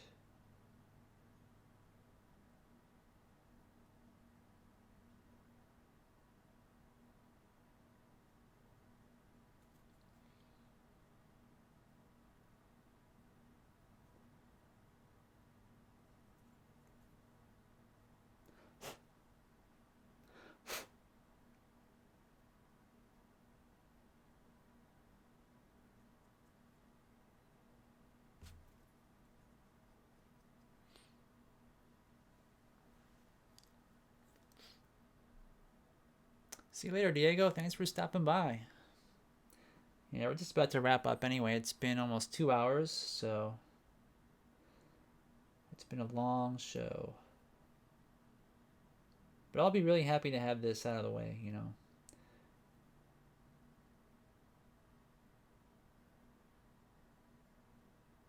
I can't wait to start animating on this. It's going to be fun. But yeah, I'll be using Dragon Frame. You know, at least Dragon Frame, like I've said before on the show, you get what you pay for, and as you can see with the free stuff, it works and you can use it, but you don't want to use it for really anything super serious. You don't want to use it for like a 20-minute project or something. Not unless they really get all the bugs fixed. Because, you know, animation takes a long time. Where's my other tool? Here it is.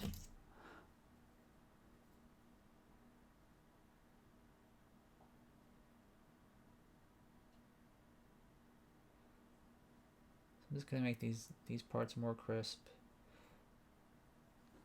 So they read better on the camera, and it's more defined. Because a lot of times when you smooth stuff out, it just, you can smooth the life out of a sculpture. Oops, my brush has stuff on it.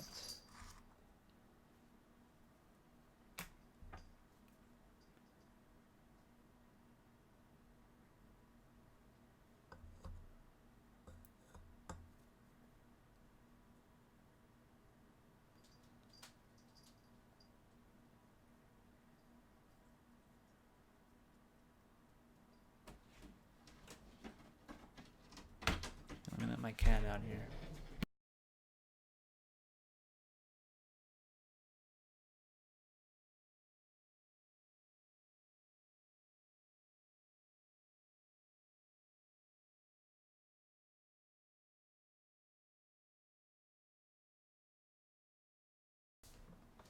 Okay.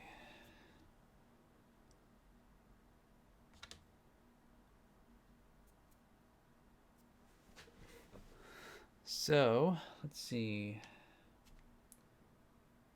This probably isn't too bad. So I'm gonna start painting in his eyes and stuff.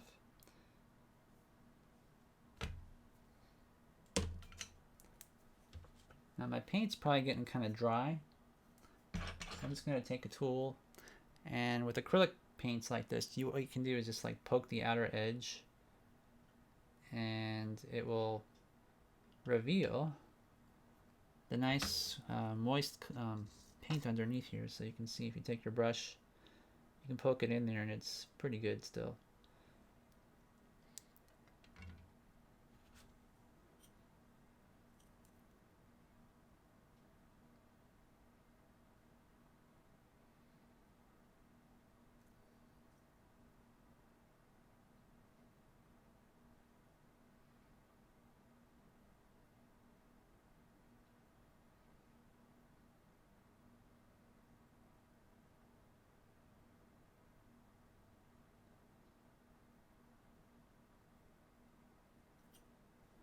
There's one eyeball.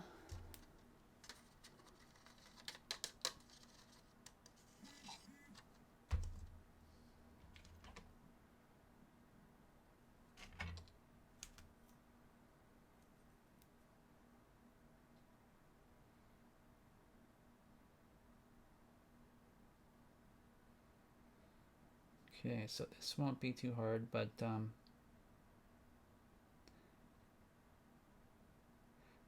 when you're painting, you pretty much want to look at it at all angles and make sure that the paint's getting even on the edges.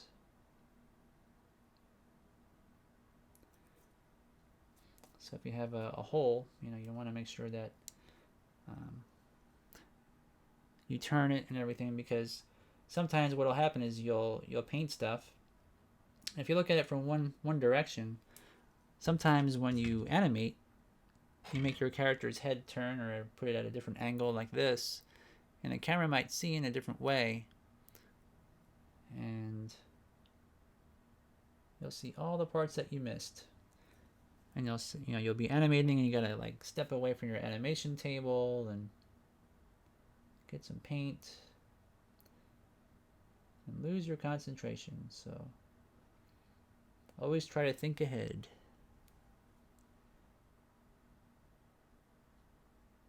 I think this will look pretty cool.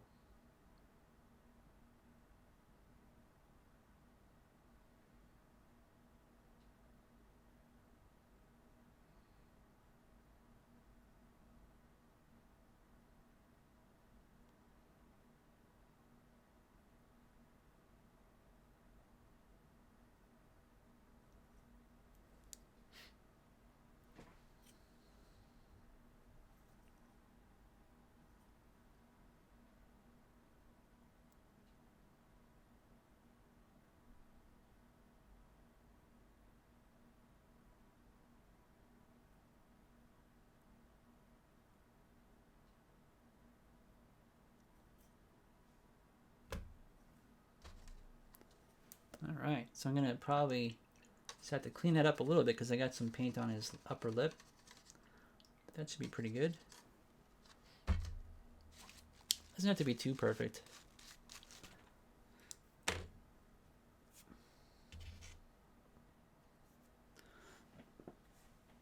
Hey, Ethan.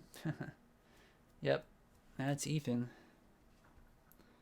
Yeah, please don't spam because I will have to block you for a bit.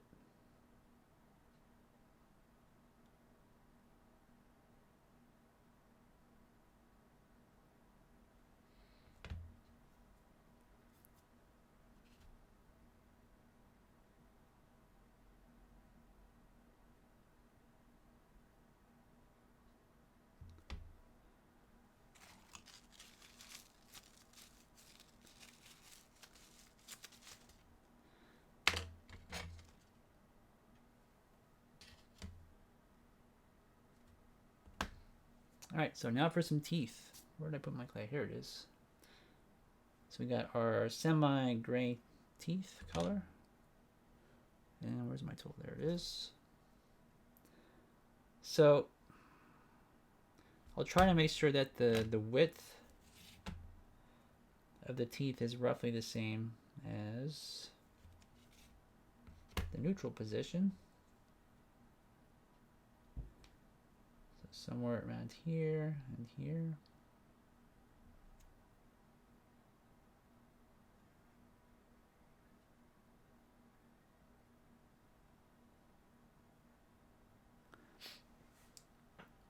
So what are you up to, Mr. Ethan Partington?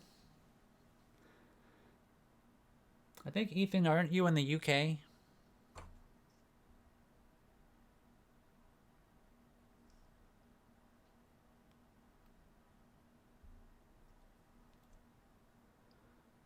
think that tooth is too big, too large there.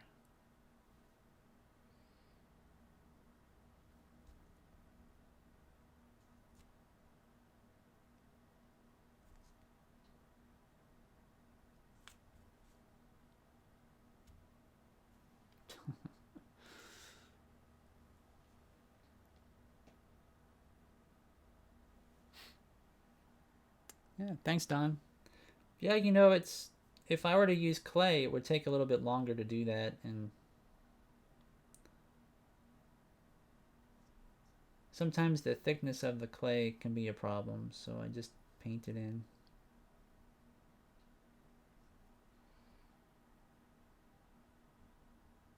Oh, and his tooth just fell in there.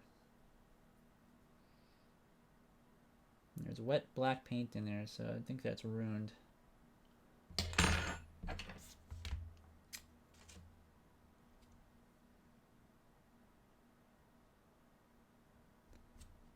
It is. Okay, so let's do it again. One more time.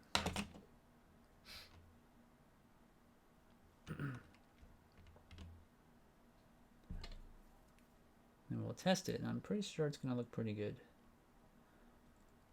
And I think it needs to be about here.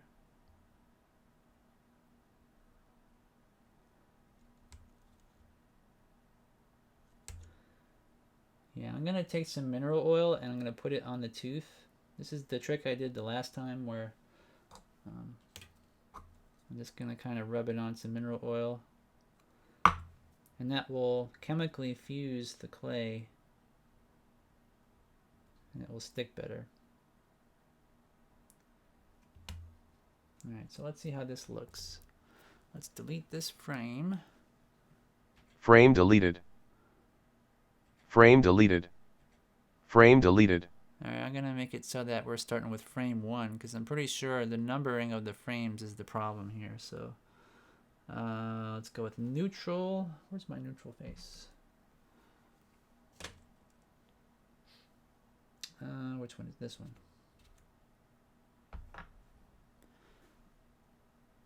Oh, I guess the first frame is neutral, isn't it? What am I thinking? Alright, and the camera hasn't been bumped, so it's actually good. And then, oh yeah, this one here, I think I need to, I think I said I was gonna accent this just a little bit here, and then on the other side, accent these cheeks. Alright, so let's go here. Line these up.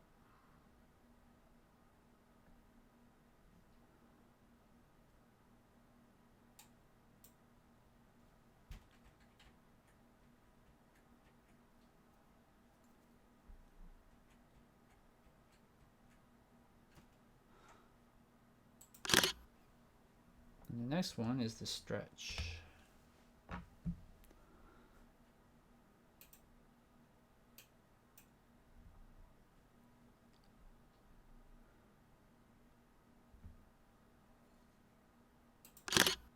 Alright, now let's see if we can flip through these frames. There we go.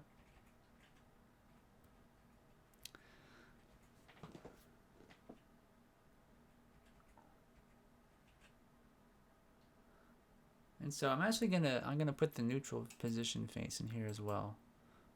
Let's do this. Oh.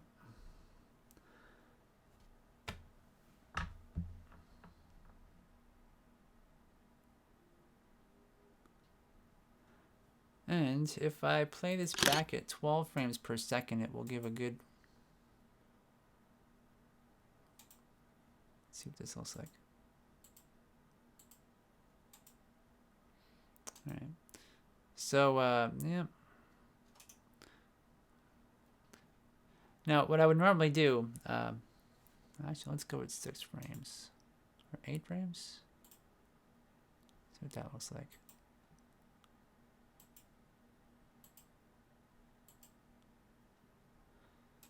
So I definitely would be like duplicating frames and stuff in here. Custom, let's see if I can go to custom. Let's go to 4 frames per second. Do it really slow.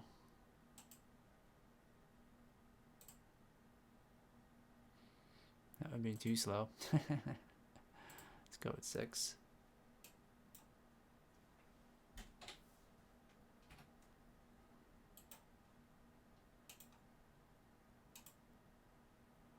So anyway, that's kind of what it would look like. Now I might, like if I were going to animate this, I would probably, when I scrunch his face, I would move the whole head down further on the puppet's body and everything. But these will definitely work. All right, very cool. So there you have it. All right, so it's been about 2 hours, and I want to thank everybody for hanging out for so long. And yeah, so next week, I'm not really sure what we're gonna do. I think probably the next character would be, let's see what I got in here.